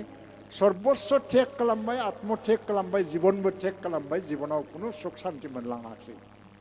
बेनिफ्राय देरसिन बलिदान सोर होदों फालाय बेनिखायनो जों बेखौ रल मडेल हिसाबै लादों आरो सासे मानसिखौ रल मडेल लानानै जों दावगालाङोबासो मोनसे हारिया दावगानो हायो साब्रै रल मडेल जानो हाया बेवहाय मालाबाबो दा ओंखायनो सोनाब बंग'नि बर' फिसाफोरखौबो आं बेखौनो खावलायगोन गोसोआव दुरबलथा लानो नाङा स्वाभिमान आरो आत्मगौरबनाय जिनिसा बिराद गिदिर बाथ्रा नोंथांमोननि जेंनाफोरबो लासै लासै जोबलांगोन लासैनो आरो दाथ' बड'लेण्ड इउनिभार्सिटि जाबाय बेफोराव थांनानै फरायहैनायावबो प्रब्लेम गैया सोरबा बर'नि सायाव माने जुदि PhD खालामनो गोसो जादों बर' डिपार्टमेन्टआव फरायनो गोसो जादों बेफोराव थांनानै फरायनायावबो प्रब्लेम गैया बर' फिसाफ्रा थांनायाव जेबो प्रब्लेम गैया बिदिनो गोबां इनस्टिटिउटफोर फैगासिनो दङ जोंनि गेजेराव क'अर्डिनेसनखौ लाखिनांगौ नंगौ आसामनि बर'फोरनि तुलनायाव नोंथांमोननि थांनानै थानायनि स्ट्रागोला एसे गोब्रासिन खारन बाय माइन'रिटि आरो नोंथांमोना इक'नमिकेलि जोबोद बेकवार्ड बिराद स्ट्रागोल खालामनो गोनां जायो नाथाय लासै लासै बै परिस्थितिफ्रा फैगासिनो दङ जे सारा भारतबर्षआव थानाय बर' फिसाफ्रा सानसे समाव ओरैबायदि देरगानाय लानानै ओरैबायदि मोनसे मान सन्मान खर' थिखांनानै थाबायगोन दाबो थाबायगासिनो दं जोंहा रावखौबो लाजिनांगौ गैया रावखौबो गिनांगौ गैया दा गोबां बाथ्रा आं बुंनो गोसो गैया मालाबा हयथ'बा जोङो ओरैनो आलासि जानाय नामै फैयोबा टेबोलफ्राव इनफर्मेलि रायलायोबा गोबां बाथ्रा रायलायनो हायो नाथाय आंहाबो गोसोआव बिराद जारिमिन दङ वेस्ट बेंगलाव सोरजों मा लोगो मोनबोआमोन बे दलदलि हेमागुरिथिङै सासे मानसिनि नाम दाबो गोसोखांनो हाया आङो फैबानो लोगो मोनोमोन बे एसे गान फोरोंलाबायोमोन मानसिया इन्टारेस्टिं मानसि आरोखि माने वान एक प्ले ड्रामा फोरोंलाबायोमोन बे दा गैला जानो हागौ आरो बिथांनि मोनसे स्कुलाव आङो बिथाङा फोरोंनाय ड्रामाखौबो खेबसे नायलायनानै थांनो मोन्दोंमोन आङो दा गोजोननाय थाबाय बयनोबो खुलुमनाय जासिहरबाय आरो जिहेतु जों मोननै स्टेट आलादा आलादा स्टेटआव दङ जि मावो अफिसियेलि नङालासिनो आनअफिसियेलि जों मावनो हागोन मददफ्राबो कारण आसननि स्किमनि बाथ्राफोरखौ आं आसाम गभर्नमेन्टनि मन्थ्रि जानानै बेंगलाव फोसावोबा बे मिनिंलेस जागोन नङा होमबा बेंगल गभर्नमेन्टनिफ्रायसो आदाय खालामनांगोन नाथाय जों जेब्लायबो दङ नोंथांमोनखौ मदद होगोन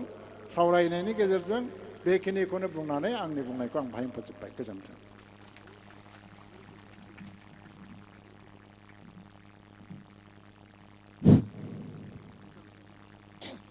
मानगोनां आसामनि केबिनेट मन्त्रि आरो एबसुनि बारग' आफादगिरि सोमावसारनायनि आरो आसाम आरो बेंगलनि बर'फोरनि जि सोमोन्दो आरो बर' माहारि दानाय बड'लेण्ड सोमावसारनाय बर' राव थुनलाइ आरो बायदिसिना बिथिङाव नोंथांमोना जि गोलाव समनि बिहोमा बेखौ बिथाङा जारिमिनारि समफोरखौ रायखांदों आरो खोब आबेगिक माखासे बाथ्राफोरखौबो बुंबाय नोंथांमोनखौ मिथिहोदों आङो बिथांनिसिम फिन खेबसेबाव रोजा रोजा साबायखर बावबाय आरो खेबसे गोबारै मानगोनां आदा बिथांनिसिम आखाइ खबना हरबावनो थाखाय आं खावलायबाय जोंहा मानगोनां बिटिआरनि चिफ बिथाङा बिबुंथि लाखिगोन दसे समनि उनाव आङो रावखौबो थांथ'नो थाखाय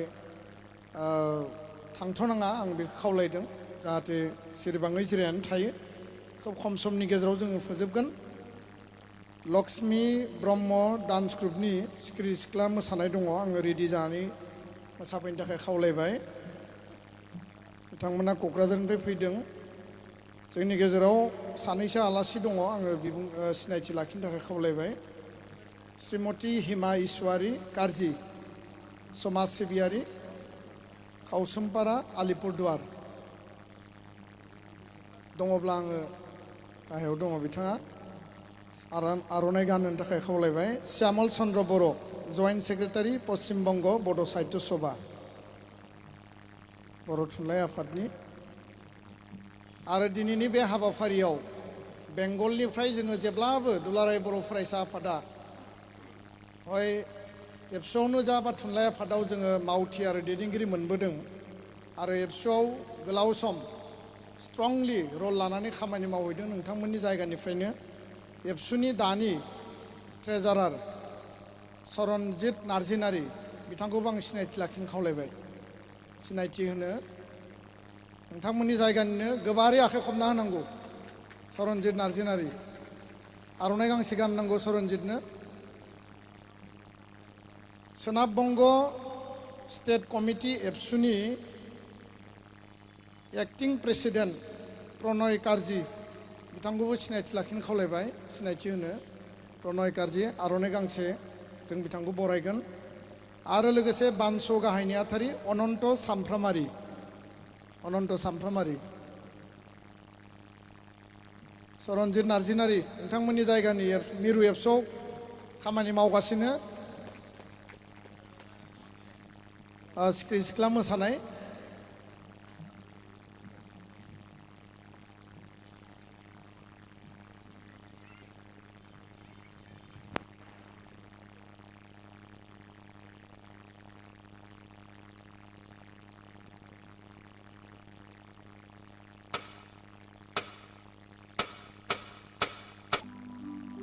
दिनैनि गोथार साना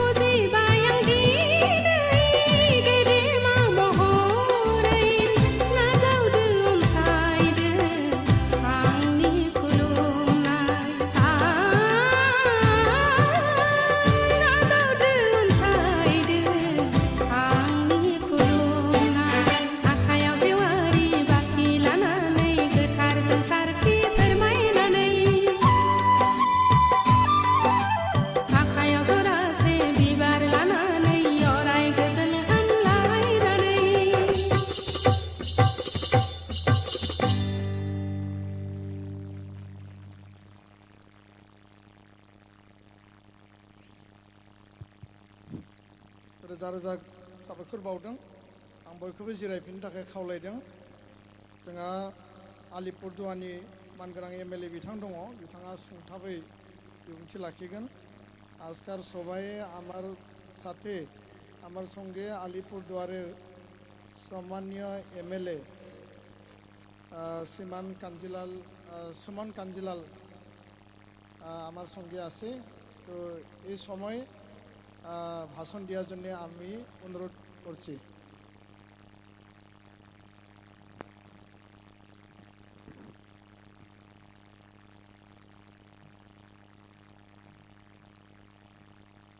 আজকের এই পবিত্র দিনে আমাদের কুমারগ্রাম ব্লকের খোয়ারডাঙ্গায় জলনেশ্বরী হাই স্কুল প্রাঙ্গণে অল বোরো স্টুডেন্টস ইউনিয়নের 56তম প্রতিষ্ঠা দিবস অত্যন্ত উৎসাহ উদ্দীপনার মধ্য দিয়ে পালিত হচ্ছে। আজকের এই অত্যন্ত সুন্দর দিনে এই অনুষ্ঠানে মঞ্চে উপস্থিত আমাদের আজকের অনুষ্ঠানের সভাপতি chairperson Shri Dipen Boro, honourable president all Boro students union, আজকের এই অনুষ্ঠানের উদ্বোধক inaugurator doctor Surat Narzary, founder ABSU and former principal Kokrajhar government college, এছাড়াও আমাদের honourable CM BTR and former president ABSU Shri Pramod Boro, একটু আগে বক্তব্য রাখলেন আমাদের পার্শ্ববর্তী অসমের ক্যাবিনেট মিনিস্টার শ্রী উক্রাউ গৌরা ব্রহ্ম, উপস্থিত আছেন শ্রী গোবিন্দ্রচন্দ্র বসুমাতারি, এছাড়াও আমাদের মাঝে উপস্থিত শ্রী সুবিন সাহা, পশ্চিমবঙ্গ বোরো সাহিত্য সভার সাধারণ সম্পাদক, উপস্থিত আছেন আমাদের কুমারগ্রাম ব্লকের পঞ্চায়েত সমিতির সভাপতি মাননীয় বিপ্লব নার্জিনারি, শ্রী বলেন্দ্র মোচারি, মাননীয় প্রধান শিক্ষক, মাননীয় প্রধান শিক্ষিকা শ্রীমতী মমতা বসুমাতা এবং সেই সঙ্গে উপস্থিত আমাদের আলিপুরদুয়ারের জেলা পরিষদের মাননীয় সভাধিপতি শিলা দাস সরকার, উপস্থিত জয়গা উন্নয়ন কর্তৃপক্ষ জয়গা ডেভেলপমেন্ট অথরিটির মাননীয় চেয়ারম্যান শ্রী গঙ্গা প্রসাদ শর্মা, এছাড়াও সমস্ত এখানকার বিজ্ঞ গুণীজনেরা উপস্থিত আছেন। আমি আজকে খুব আনন্দিত যে আজকের এই 15ই ফেব্রুয়ারি, যেটা 1967 সালে এই অল বোরো স্টুডেন্টস ইউনিয়ন প্রতিষ্ঠা হয়েছিল, তার 56তম প্রতিষ্ঠা দিবস আজকে আমাদের এই পবিত্র মাটিতে অনুষ্ঠিত হচ্ছে। আমি আজকের এই দিনটিতে তাই শ্রদ্ধার সঙ্গে স্মরণ করব আমাদের অল বোরো স্টুডেন্টস ইউনিয়নের যিনি প্রতিষ্ঠাতা সভাপতি ছিলেন, ফাউন্ডার প্রেসিডেন্ট বানেশ্বর বসুমাতারি, তাকে শ্রদ্ধার সঙ্গে স্মরণ করছি, এবং সেই সময়কার ফাউন্ডার জেনারেল সেক্রেটারি কনকেশ্বর নার্জিনারি, তাকেও আমি শ্রদ্ধার সঙ্গে স্মরণ করছি। আমি নিজে দুঃখিত যে আমি বড়ো ভাষাটি ঠিকমতো বুঝতে না পারলেও এই ডুয়ার্সের ভূমিপুত্র হওয়ার সুবাদে বড়ো সাহিত্য সংস্কৃতি, তাদের যে অত্যন্ত একটা সমৃদ্ধ সংস্কৃতি, তার সঙ্গে আমরা ছোটবেলা থেকেই যুক্ত। বিভিন্ন সাংস্কৃতিক অনুষ্ঠানে আমরা বড়ো সংস্কৃতির সঙ্গে আমাদের বাংলার লোকসংস্কৃতির মেলবন্ধন দেখেছি। বিভিন্ন অনুষ্ঠানে যে ট্র্যাডিশনাল বড়ো ড্যান্স, বাগারুম্বর নৃত্য, সেটা দেখেই আমরা বড় হয়েছি এবং বুঝতে পেরেছি যে কিভাবে আমাদের উত্তর বাংলায়, আমাদের এই ডুয়ার্সে, আমাদের পার্শ্ববর্তী কোকরাঝাড় অসমে একটা জনজাতি, প্রাচীন জনজাতি কিভাবে তার সংস্কৃতি নিয়ে এগিয়ে চলেছে। আর এই সংস্কৃতিকে তুলে ধরবার দায়িত্ব দীর্ঘদিন আগেই নিয়েছিল অল বোরো স্টুডেন্টস ইউনিয়ন। আমি নিজেও একটি ছাত্র সংগঠনের সঙ্গে যুক্ত ছিলাম, তাই আমরা প্রত্যেকেই জানি প্রতিটি ছাত্র সংগঠনের উদ্দেশ্য থাকে যে তার যারা ছাত্রছাত্রী রয়েছে তাদেরকে শিক্ষায় শিক্ষিত করবার পাশাপাশি নিজের মাতৃভাষা, নিজের সংস্কৃতির প্রতি শ্রদ্ধাকে জাগিয়ে তুলে সেই সমাজের নাগরিক হবে, মানুষের মতন করে বাঁচবে, এই কাজটি গত 56 বছর ধরে আবসু করে গেছে। এবং তারই ফলশ্রুতিতে আমরা দেখেছি যে বিগত বছর ধরে সারা ভারতবর্ষের বিভিন্ন ক্ষেত্রে সাংস্কৃতিক জগৎ থেকে শুরু করে, প্রশাসনিক জগৎ থেকে শুরু করে, রাজনৈতিক জগৎ থেকে শুরু করে আমাদের বড়ো সমাজের প্রতিনিধিত্ব এই সমাজের মুখ উজ্জ্বল করেছে, জনজাতিদের মুখ উজ্জ্বল করেছে। আমি একটু আগে যে আমাদের মাননীয় ক্যাবিনেট মন্ত্রী বাংলা ভাষায় যতটুকুন বক্তব্য রাখছিলেন, আমার শুনে খুব ভালো লাগলো যে তিনি খুব সুন্দরভাবে একটা পর্যালোচনা করছেন এবং এইখানে আমাদের কথা চিন্তা করছেন। আমি তার বক্তব্য শুনেছি। এই পশ্চিমবঙ্গের মাননীয় মুখ্যমন্ত্রী মমতা বন্দ্যোপাধ্যায় তিনি মাতৃভাষা মাতৃদুগ্ধ মনে করে এই বাংলায় বিভিন্ন জনজাতির মানুষকে শ্রদ্ধা সম্মান জানিয়ে সবাইকে নিয়ে পশ্চিম বাংলায় একসঙ্গে পথ চলার যে বার্তা দিয়েছেন, তাতে নিশ্চিতভাবে আগামী দিনে আমরা আমাদের ভাষা সংস্কৃতি সব রক্ষা করে, স্বতন্ত্রতার সঙ্গে রক্ষা করে দেশের নাগরিক হিসেবে চলতে পারবো, বাংলার বাসিন্দা হিসেবে চলতে পারবো। আজকের এই আনন্দের দিনে বিভিন্ন সাংস্কৃতিক অনুষ্ঠান, বিভিন্ন মানুষ আমাদের এখানে এসছেন। ডুয়ার্স আমাদের বৈচিত্র্যের মধ্যে ঐক্য, মিনি ইন্ডিয়া বলি আমরা। এখানে বিভিন্ন জনজাতির মানুষ আমরা হাতে হাত ধরে বসবাস করি। এটাই আমাদের গর্ব, এটাই আমাদের পরিচয়, এটাই আমাদের বাংলা। তাই আমরা প্রত্যেককে আজকের এই অল বড়ো স্টুডেন্টস ইউনিয়নের গৌরব জনক আজকের এই প্রতিষ্ঠা দিবসে আপনাদের প্রত্যেককে আমি অভিনন্দন জানিয়ে আমি আমার সংক্ষিপ্ত বক্তব্য শেষ করছি। নমস্কার। बहुत बहुत धन्यवाद। हमारे एमएलए अलीपुरद्वार से आज की इस प्रोग्राम में आया। आपने बोरो के बारे में, समृद्धि के बारे में, संस्कृति के बारे में और शांति के बारे में जो वार्ता दिया, ये हमारे लिए गौरव की बात है। हम हमेशा साथ रहेंगे, साथ में जिएंगे और साथ में आगे बढ़ेंगे, यही हम कामना करते हैं। फिर से आपको धन्यवाद देता हूँ। बयबो मानगोनां एमएलए बिथांनिसिम गोबारै आखाइ खबनानै हरदो। बे समाव जोंहा गुबुन सासे आलासिबाव दङ, बिथाङा सुंथाबै बिबुं आलिपुरद्वार जिला परिषद चेयरमैन मैडम शिला दास सरकार আছে। এই সময়ে ভাষণ দেওয়ার জন্যে ম্যাডাম আহ্বান করছে। Please madam. बांग्ला से थोड़ा मेरा बहुत जानकारी नहीं है, इसलिए मैं समझ आता हूँ, फिर भी मैं बोलने का कोशिश करता हूँ, क्योंकि ये तो बंगाल में है और बंगाल में तो बांग्ला नहीं बोलने से नहीं चलेगा, इसको बोलना ही पड़ेगा, तो इसलिए मैंने कोशिश किया। Please madam.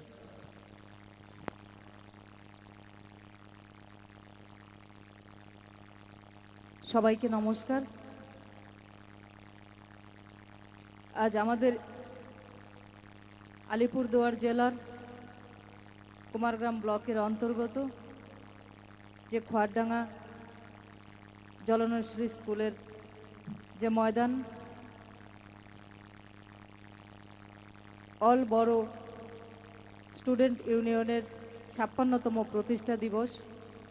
উদযাপিত হচ্ছে। এই উদযাপন মঞ্চে উপস্থিত রয়েছেন সম্মানীয় দীপেন বড় মহাশয়, অল বড় স্টুডেন্টস ইউনিয়নের প্রেসিডেন্ট। উপস্থিত রয়েছেন এখানে ক্যাবিনেট মিনিস্টার, সম্মানীয়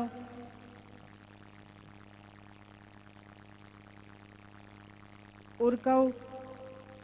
গৌর ব্রহ্ম। উপস্থিত রয়েছেন সম্মানীয় প্রমোদ বড় মহাশয়, সম্মানীয় শরৎ নার্জারি মহাশয়। উপস্থিত রয়েছেন অল বড় স্টুডেন্ট ইউনিয়নের বিভিন্ন পদে সম্মানীয় অতিথিবৃন্দ এবং উপস্থিত রয়েছেন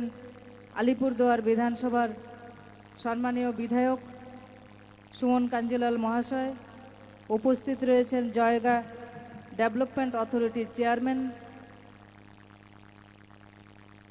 গঙ্গাপ্রসাদ শর্মা মহাশয়। উপস্থিত রয়েছেন কুমারগ্রাম পঞ্চায়েত সমিতির সহকারী সভাপতি বিপ্লব নার্জিনারি মহাশয়, উপস্থিত রয়েছেন কামাখ্যাগুড়ি মিশন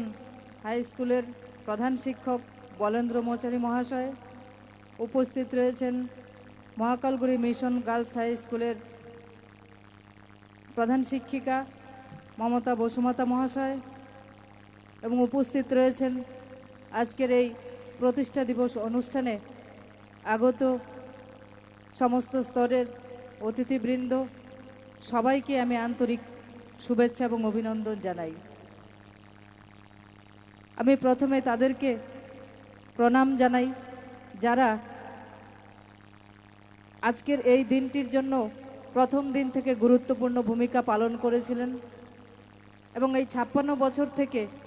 যারা বিভিন্ন কর্মকাণ্ডের মধ্য দিয়ে আজকে এই 56 বছর উপনীত হয়েছেন, তাদের সকলকেই আমি শ্রদ্ধা জ্ঞাপন করি। এবং এই যে আজকে প্রতিষ্ঠা দিবস, আমরা সবাই জানি যে সমাজের যারা ছাত্র বা ছাত্র ইউনিয়ন, তাদের যে কর্মশক্তি, যে কর্মদক্ষতা, সেই কর্মদক্ষতার মধ্যে দিয়ে আগামী দিনের একজন সুসংগঠিত নাগরিক এবং তার মধ্যে সুসংবদ্ধ জীবন, সার্বিক বিকাশ এবং তার দৈহিক মানসিক চারিত্রিক বৈশিষ্ট্য ছাত্র জীবন থেকেই সংগঠিত হয়। তাই যারা এই সংগঠনকে এগিয়ে নিয়ে যাওয়ার ক্ষেত্রে সমাজের বিভিন্ন স্তরে তারা ভূমিকা রাখছেন এবং আগামী দিনেও একজন সমাজে সুসংহত মানুষ হিসেবে সম্মিলিত প্রয়াসের মাধ্যমে তারা আগামী দিনে এগিয়ে যাবে।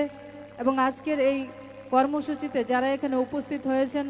তাদের বিভিন্ন অভিজ্ঞতা এবং তাদের সুপরামর্শ এবং তাদের বিভিন্ন বক্তব্যের মধ্য দিয়ে আগামী দিনের তাদের ভূমিকা আরও সুদৃঢ় হবে, এটাই আমি কামনা করি। এবং আজকে যারা এই ছাত্র সংগঠনের সঙ্গে যুক্ত, আগামী দিনে তারা দেশের বিভিন্ন জীবিকা হিসাবে যাই গ্রহণ করুন না কেন, সে সমাজে একজন প্রতিষ্ঠিত ব্যক্তি হিসেবে সে নিজেকে তুলে ধরবেন। এই ছাত্র সমাজের এই ভূমিকা থেকেই তারা তাদের নির্ধারিত যে আগামী দিনের চিন্তাভাবনা, সেটা তারা নির্বাচিত করবেন। তাই যে আমার পূর্ববর্তী বক্তা বিধায়ক এবং তার পূর্ববর্তী যিনি ছিলেন, তার সুন্দরভাবে বুঝিয়ে বলেছেন, যিনি বাংলায় বলেছেন বুঝেছি, কিন্তু বড় ভাষায় যা বলেছেন কিছু কিছু বোঝার চেষ্টা করেছি। তো যাই হোক, তাদের বক্তব্যের মধ্য দিয়ে আজকের যে এই প্রতিষ্ঠা দিবসে যে কর্মসূচি, এই কর্মসূচিতে যে বড় ভাষা, কৃষ্টি, যে কালচার, সেটাকে আগামী দিনে আরও এগিয়ে নিয়ে যাওয়ার জন্য যে পদ্ধতি, সেই পদ্ধতির মাধ্যমে এবং যে কাজগুলো করলে সমাজের সকল স্তরের পাশাপাশি যে বড় কৃষ্টি, কালচার এবং বড় ভাষার সাহিত্যের আরও উন্নতি সাধন করা যায়, তাদের বক্তব্যের মাধ্যমে সেটা ফুটে উঠেছে। আমি আশা করব আসুন সকলেই আমরা একসঙ্গে মিলে আপনাদের সঙ্গে সর্বজাতি ধর্ম বর্ণের সমন্বয়ে এই বড় যে সাহিত্য এবং আগামী দিনে যে স্টুডেন্ট ইউনিয়নের যে চিন্তাভাবনা, সেটা আরও উত্তরোত্তর শ্রীবৃদ্ধি লাভ করুক, এইটুকু আমি কামনা করে আমার ছোট্ট আলোচনা এখানেই শেষ করছি। সবাইকে নমস্কার।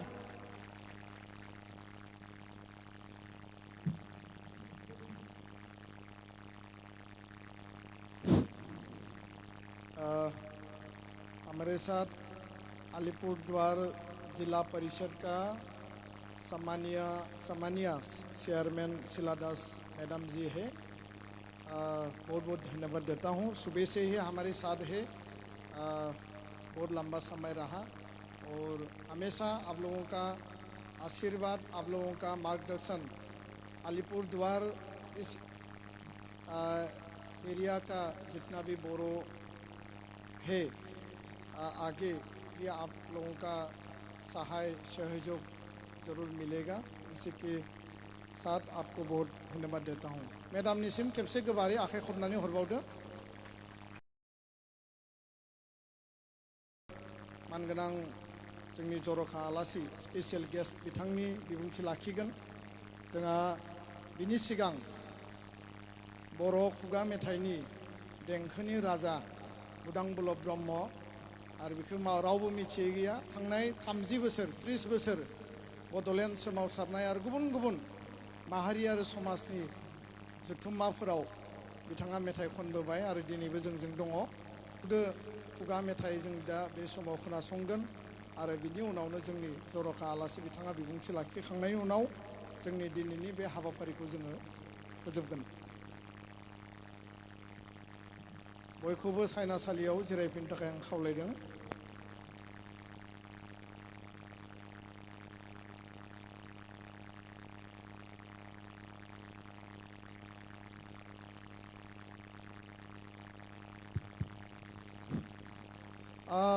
बुदांबुलब ब्रह्म बिथांनो बरायनानै गांसे आर'नाइ पान्जाय आफादनिफ्राय गानहो फैनो थाखाय आं खावलायबाय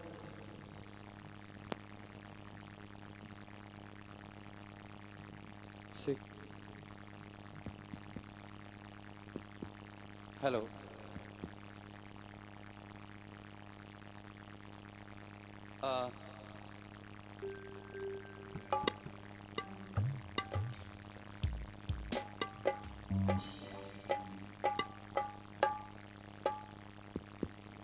Hello. मेलखौ सामलायनाय मानगोनां आफादगिरि साखाथि साखाथि जिरायनाय हांख्राय हरजानाय जोंनि आंगोनिबो आंगो जोंनि बर' हारिनि दैदेनगिरिफोर आलासिफोर ओमफ्राय आंगोनिबो आंगो बाव जमा जाफैनाय रायजो राजा नोंथांमोन आं गुसुङै बुंबाय दा आङो बे रोखोम आङो बुदांबुलब जाहैबाय दहाय बैसोखौबो खिथाखानाय जाहैबाय आफादगिरिया आङो गोजाम जाबाय बुदांबुलबा दिनै गोथाव गैला गोदै गैला सोबखोन्दा खुसेरबादि जाबाय रायजोफोर जाला दहाय जोंहा बिग्राय ब्रह्म गिलु बालु गोथाव रोजाबलांबाय गिलु बालु सेरजा होलांबाय गोमोथाव बसुमतारी आरो गिलु बालु बेंगलनिफ्राय मोजां मोसाबाय क'क्राझारनिफ्रायबो मोसाबाय जायखिया गासै आलासिफोर गासै रायजो राजाफ्रा गोथावफोरखौ आं दा बिदि दाउला खासिजों सबायजों मोनजानाय बायदि जाखाबाय अमा गोरानजों थादुनजों मोनजानाय बायदि जाबाय अन्थाइ बाजाबजों खुसियाजों मोनजानाय बायदि जाखाबाय मै गोरानजों नोरसिंजों एवनाय बिराद बिदै जेब जेब होलायनाय मोनजाखाबाय थास' आथिंजों नाथुरिजों आलु गोरलैजों दाउ बिखाजों मोनजानाय बायदि जाखाबाय दा बेनि गेजेराव आङो रायजोफोर दिंखिया मैगं बाजिल' जाबाय थेवबो रोजाबनोसै आरोखि बयबो रायजो राजाफ्रा धैर्य हमदो जोंनि बे प्रग्रामखौ आङो समायना रमायना नुदों फैजेननायनिफ्रायनो आरो समायनासिन जालांगोन गोथावसिन जालांगोन बे बाङालिफोरनि ओंखाम जानाय बायदि जागोन आरोखि प्रथमाव दालि लाब्रा उनाव दाउ बोरमा रसगल्ला गाइखेर दाखा जारलालाङो आरो दा दिनैनि बे प्रग्रामाबो बिदिनो जागोन ओंखायनो बयबो सिखारनो नाङा जों दा हरनि 9टासिम थागोन बिग्राय ब्रह्म आं सोरबा आरोखि दा माखौ खननांगौ जाखो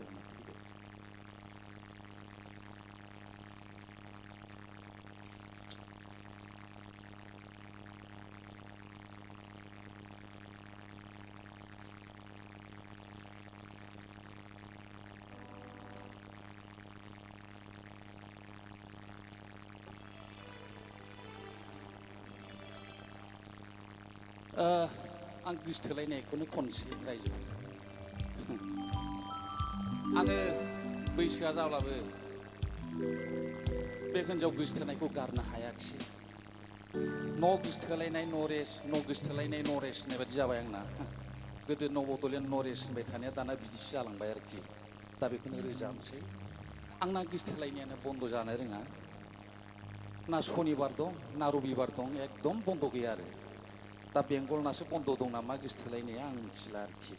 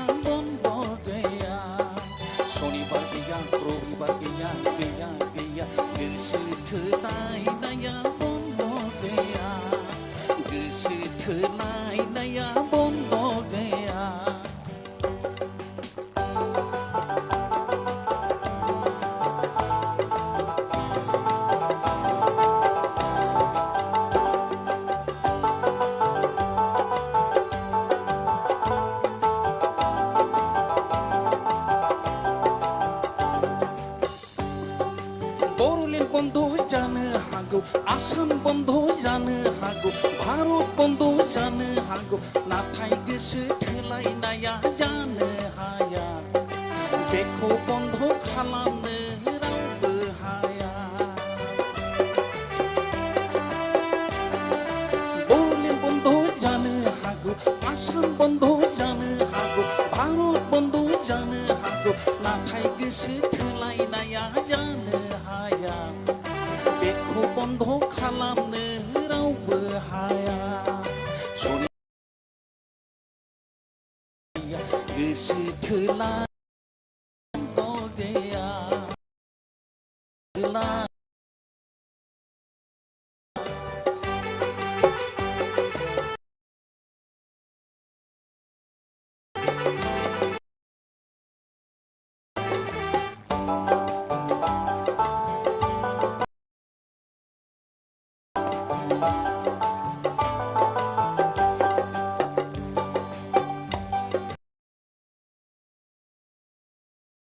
खौबो गिया बमा बारुदखौबो गिया चुरिया हान्जाखौबो मोजां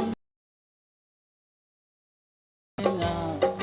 बेखौ रावबो होबथानो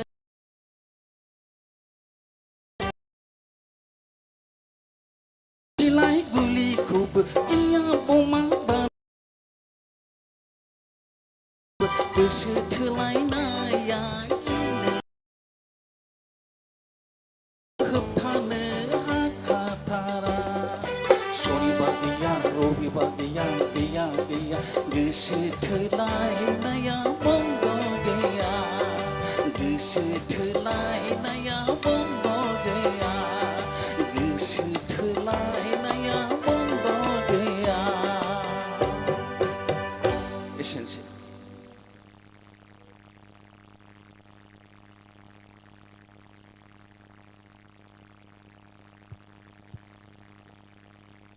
बिथां मेथाइ खनगिरि बुदांबुलब ब्रह्म बिथाङा एसे ओंखाम उखैनायखाय आरो एसे डाबल ओंखाम उखैबाय जोंखौ मिनिहोनानै नङा होमबा आं बिथांनिसिम रोजा रोजा साबायखर बावबाय जोंहा मोसानाय हाबाफारि दङमोन नाथाय जोङो बिबुंथिखौ लाखिग्रोनोसै बिनि उनाव रंजालि बड' कृष्टि आफाद दङ बिथांमोनखौ आं खावलायगोन दसे उनाव सेकामारिनि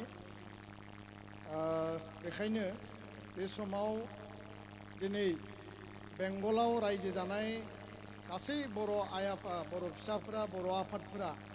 हांख्रायनाय आरो लुबैनाय हास्थायनाय बायदियै दुलाराय बर' फरायसा आफादनि बारग' आफादगिरि आरो बिटिआर गोजोन गोरोबथानि सागानगिरि लोगोसे आथिखालनि बिटिआरनि मानगोनां चिफ प्रमद बर' बिथाङा नोंथांमोननि गेजेराव दङ आङो बे समाव बिथांखौ बिबुंथि लाखिनो थाखाय खावलायगोन आरो गासै रायजो राजाफ्रा बिथांखौ बरायनानै गोबारै खेबसे आखाइ खबना होनांगौ होननानै आं खावलायहरबाय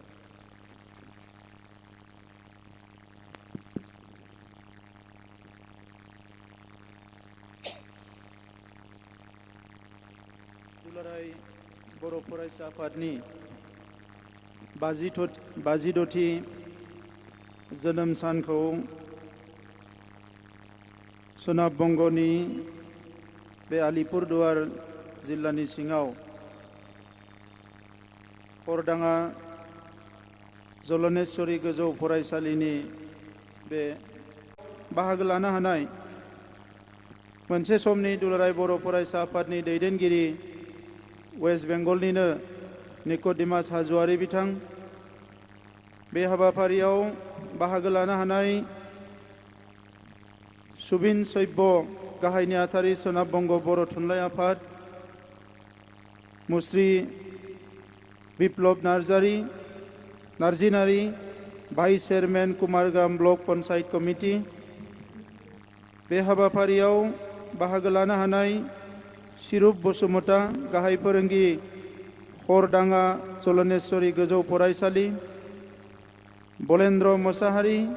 गाहाय फोरोंगिरि कामाख्यागुरि मिसन गोजौ फरायसालि मुस्रिमा ममता बसुमता गाहाय फोरोंगिरि महाकालगुरि वेस्ट बेंगलनिफ्राय बाहागो लानाय बारग' आरो आथिखालनि मानगोनां दैदेनगिरि नोंथांमोन बे हाबाफारियाव बाहागो लानाय करदाङा कुमारग्राम गुबुन गुबुन ओनसोलनि गामिनि नुजाफैनो हानाय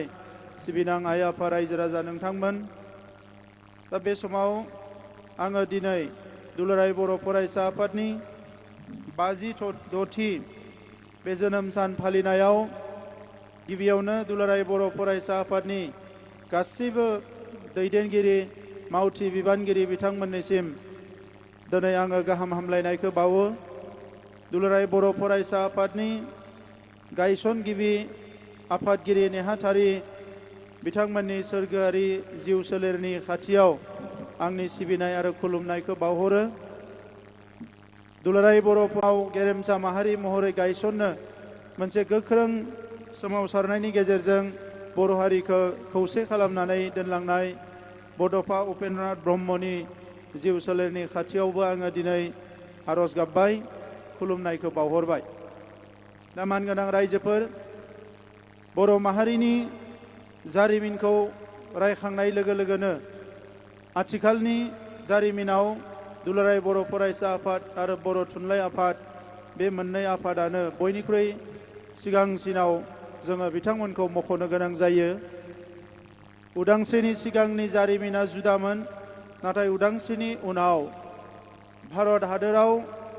बर' माहारिखौ गावनि सिनायथि राव थुनलाइ थामोनथाखौ लानानै जोङो दिनै थांनानै थानो हादोंब्ला दा बिनि थाखाय जोङो बर' थुनलाइ आफाद आरो बर' फरायसा आफाद बे मोननै आफादखौनो मख'नो गोनां जायो। बर' थुनलाइ आफादा राव थुनलाइ हारिमु जौगानायनि हाबा मावबोबाय थादोंमोन, नाथाय मोनसे हादोराव गावनि मोनथायखौ लानानै गावनि अधिकारखौ लानानै हारिखौ फारफ्रोमबो बिथिंनिफ्राय गोख्रों महरै गायसननो थाखाय दुलाराय बर' फरायसा आफादा 1967 मायथाइनिफ्रायनो खामानि मावबोदोंमोन। बे गोलाव समाव गोबां रोखोमनि जारिमिन दुलाराय बर' फरायसा आफादा सोरजिनो हाबाय। एसे आगोलाव इउजि ब्रह्म बिथाङा नोंथांमोननि सिगाङाव फोरमायनानै होलांदों।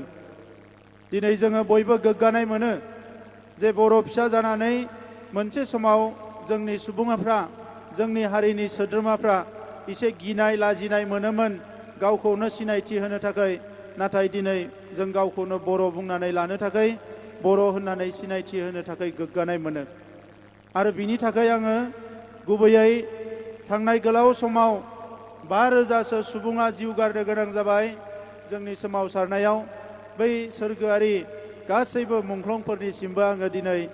आंनि खुलुमनायखौ बावहरो। मानगोनां रायजोफोर, मुलुगाव थांनानै थानाय गुबुन गुबुन हारिफ्रा गुबुन गुबुन जारिमिन दङ। सोरबा 100, 102, 103 बोसोर, 600, 500 बोसोर गाहाम सोमावसारनो गोनां जादों गावनि हारिनि थामोनथा रैखाथिखौ लाखिनो थाखाय। दा बर' हारियाबो जोङो 50 बोसोरनि बारा जाबाय जोंनि थामोनथा, जोंनि सिनायथिखौ फोथांनानै लाखिनो थाखाय सोमावसारनाया, नाथाय जोङो फेलें जायाखै। जोंनि सोमावसारनायाव मोनसेनि उनाव मोनसे जोङो एचिभमेन्टखौ, जोङो फिथाइखौ मोननो हादों। आरो बिनि गुबै जाहोना जाबाय जोंनि हादोरा मोनसे डेम'क्रेटिक हादोर, सुबुं दारा खान्थिजों सोलिनाय मोनसे हादोर। बे हादोराव मोनसे जोबोद गोख्रों मोनसे संबिजित दङ, मोनसे कनस्टिटिउसन दङ। बे संबिजित आरो कनस्टिटिउसननि गेजेरजों जोङो दिनै भारताव थांनानै थानाय जोंफोरबायदि ट्राइबेल माहारिफ्रा, उन्दै उन्दै माखासे हारिफ्राबो दिनै मोजाङै जाय नांनो रोंदों, मोजाङै जाय बिख'नो रोंदों, मोजाङै जाय राजखान्थिफोरखौ गेलेनो रोंदों, बिथांमोना गावबा गावनि मोन्थायखौ मोननो हादों। दिनै दुलाराय बर' फरायसा आफादनि जोनोम साननि जौसांनिफ्रायनो आङो जोंनि दैदेनगिरिफोरखौ साबायखर बावनो सानो गोसो गोरबोजों। मानोना भारताव गोबां हारि दङ जाय हारिफोरनि सुबुं अनजिमाया कौटिनिख्रुइ बांसिन, नाथाय बे हारिफोरनि रावा दिनैसिमबो भारताव गनायथि मोनाखै। नाथाय बर' रावा जोंनि सुबुं अनजिमाया खमब्लाबो, बर' राव रायग्रा सुबुं अनजिमाया भारताव खमब्लाबो जोंनि रावा दिनै 22 शेड्युल लेंगुवेजनि गेजेराव बर'आबो मोनसे शेड्युल लेंगुवेज। बेयो जोंनि थाखाय बेसेबा गिदिर मोनसे एचिभमेन्ट। दा बेखौ लानानै जोङो हारिखौ दिनै दानांगोन। मानगोनां रायजोफोर, जारिमिना मालाबा मालाबा गोमालांनो नागिरो बबेबा बबेबा हारिफोरनि। दिनै भारतबर्षनि गिदिर गिदिर गोजौ गोजौ हारिफ्रा, जौगासारनाय हारिफ्रा उन्दै उन्दै हारिनि जारिमिनफोरखौ खोमालांनो नागिरदों। बिनि थाखाय माखासे हाबाफारि सोलिगासिनो दङ। जायफोर बे एडभान्टेज मोनसे अबस्थायाव थायो, मोजां अबस्थायाव थायो, बिथांमोना सोरनिबा जारिमिनखौ लासै लासै खोमोरलांनो नागिरो। नाथाय जोङो जोंनि जारिमिनखौ फोथांना लाखिनो थाखाय जों गोख्रोङै हाबा मावनांगोन।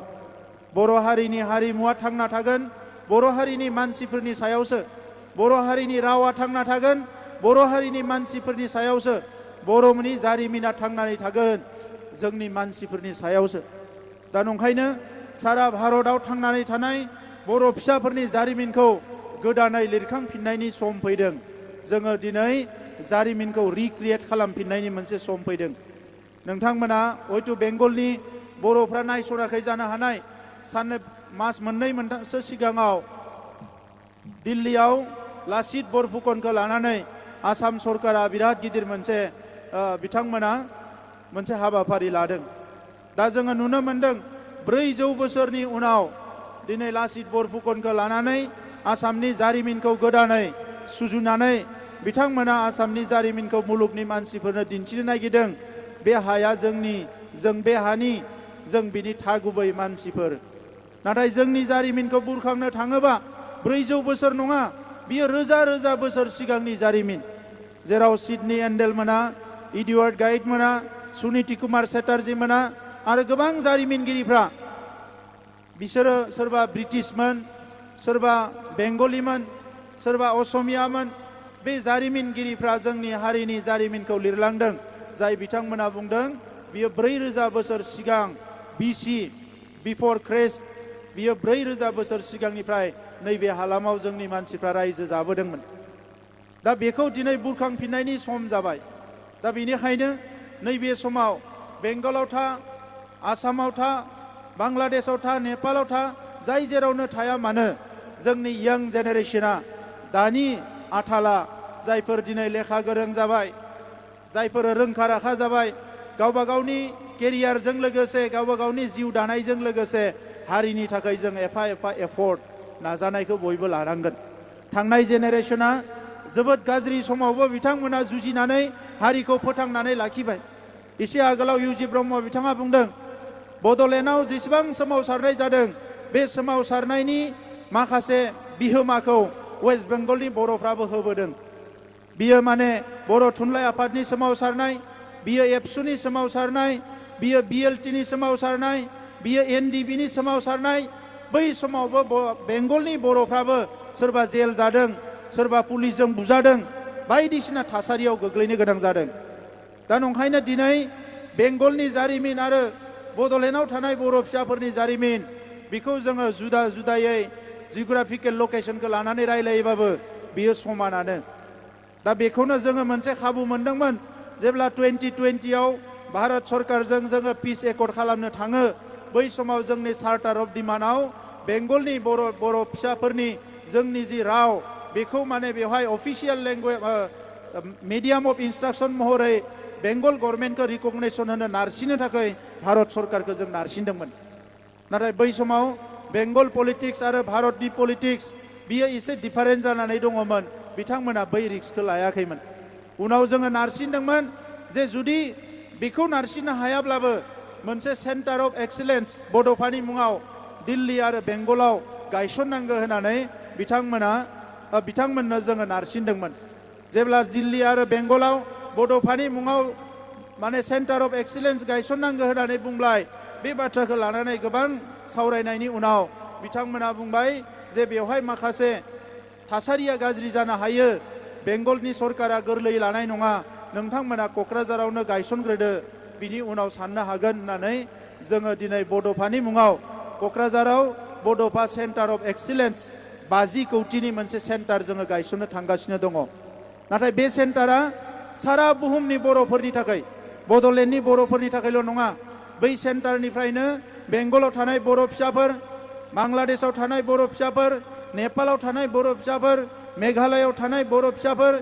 भारतनि जेराव जेराव बर' माहारिनि मानसिफ्रा दङ, बे गासैनिबो राव थुनलाइ जौगानायनि थाखाय बे सेन्टारखौ जोङो गायसनगोन आरो बेवहायनो स्टाडि आरो रिसार्च जागोन। दा नैबे समाव आं बेखौनो खावलायनो सानो, दिनै जोङो रावबो गोहोखौ लोरबां खालामनो नाङा गोसोखौ लोरबां खालामनो नाङा जोङो कनफिडेन्टखौ जोङो बारायनानै लानांगोन दिनैनि जुगा साइन्स आरो टेक्न'लजिनि जुग ग्लबेलाइजेसननि समाव मुलुगनि मानसिफ्रा जोंखौ मदद खालामनो थाखाय नेनानै दङ आरो बियो जाय जेरावनो थाया मानो दिनै रावखौबो थगायनो सोबख'नो नासयनो हानाय थासारिया गैया मानोना जोङो बबेबा मोनसे नङा बबेबा ओनसोलावबाबो गोरायै गावनि खुन्थियाखौ गायसनना लानो हाबाय जायनिफ्रायनोखि जोङो जेरावबो थांनानै खामानि मावनो हायो जों खोथा बुंनो हायो जोंनि गभर्नमेन्ट फैनायनि उनाव देग्लाय बोसोराव माखासे नेपालनि फरायसाफोरखौ जोङो आसामाव जोङो टेकनिशियान फोरोंगासिनो दङ NIB नि गेजेरजों नेशनेल इन्स्टिटिउसन अफ बर'लजि होननाय मोनसे क'क्राझाराव दङ जायखौ UG ब्रह्म बिथांनि ब्रेनजोंनो गायसननाय जादोंमोन दा बिनि गेजेरजों देग्लाय नेपालनि फरायसाफोरखौ जोङो फोरोंनायखौ जागायदों बेंगल ओनसोलनि फरायसाफोरनि थाखायबो बे NIB नि गेजेरजोंनो सोरबाफोर बड'लेण्ड इउनिभारसिटियाव फरायनो सानोब्ला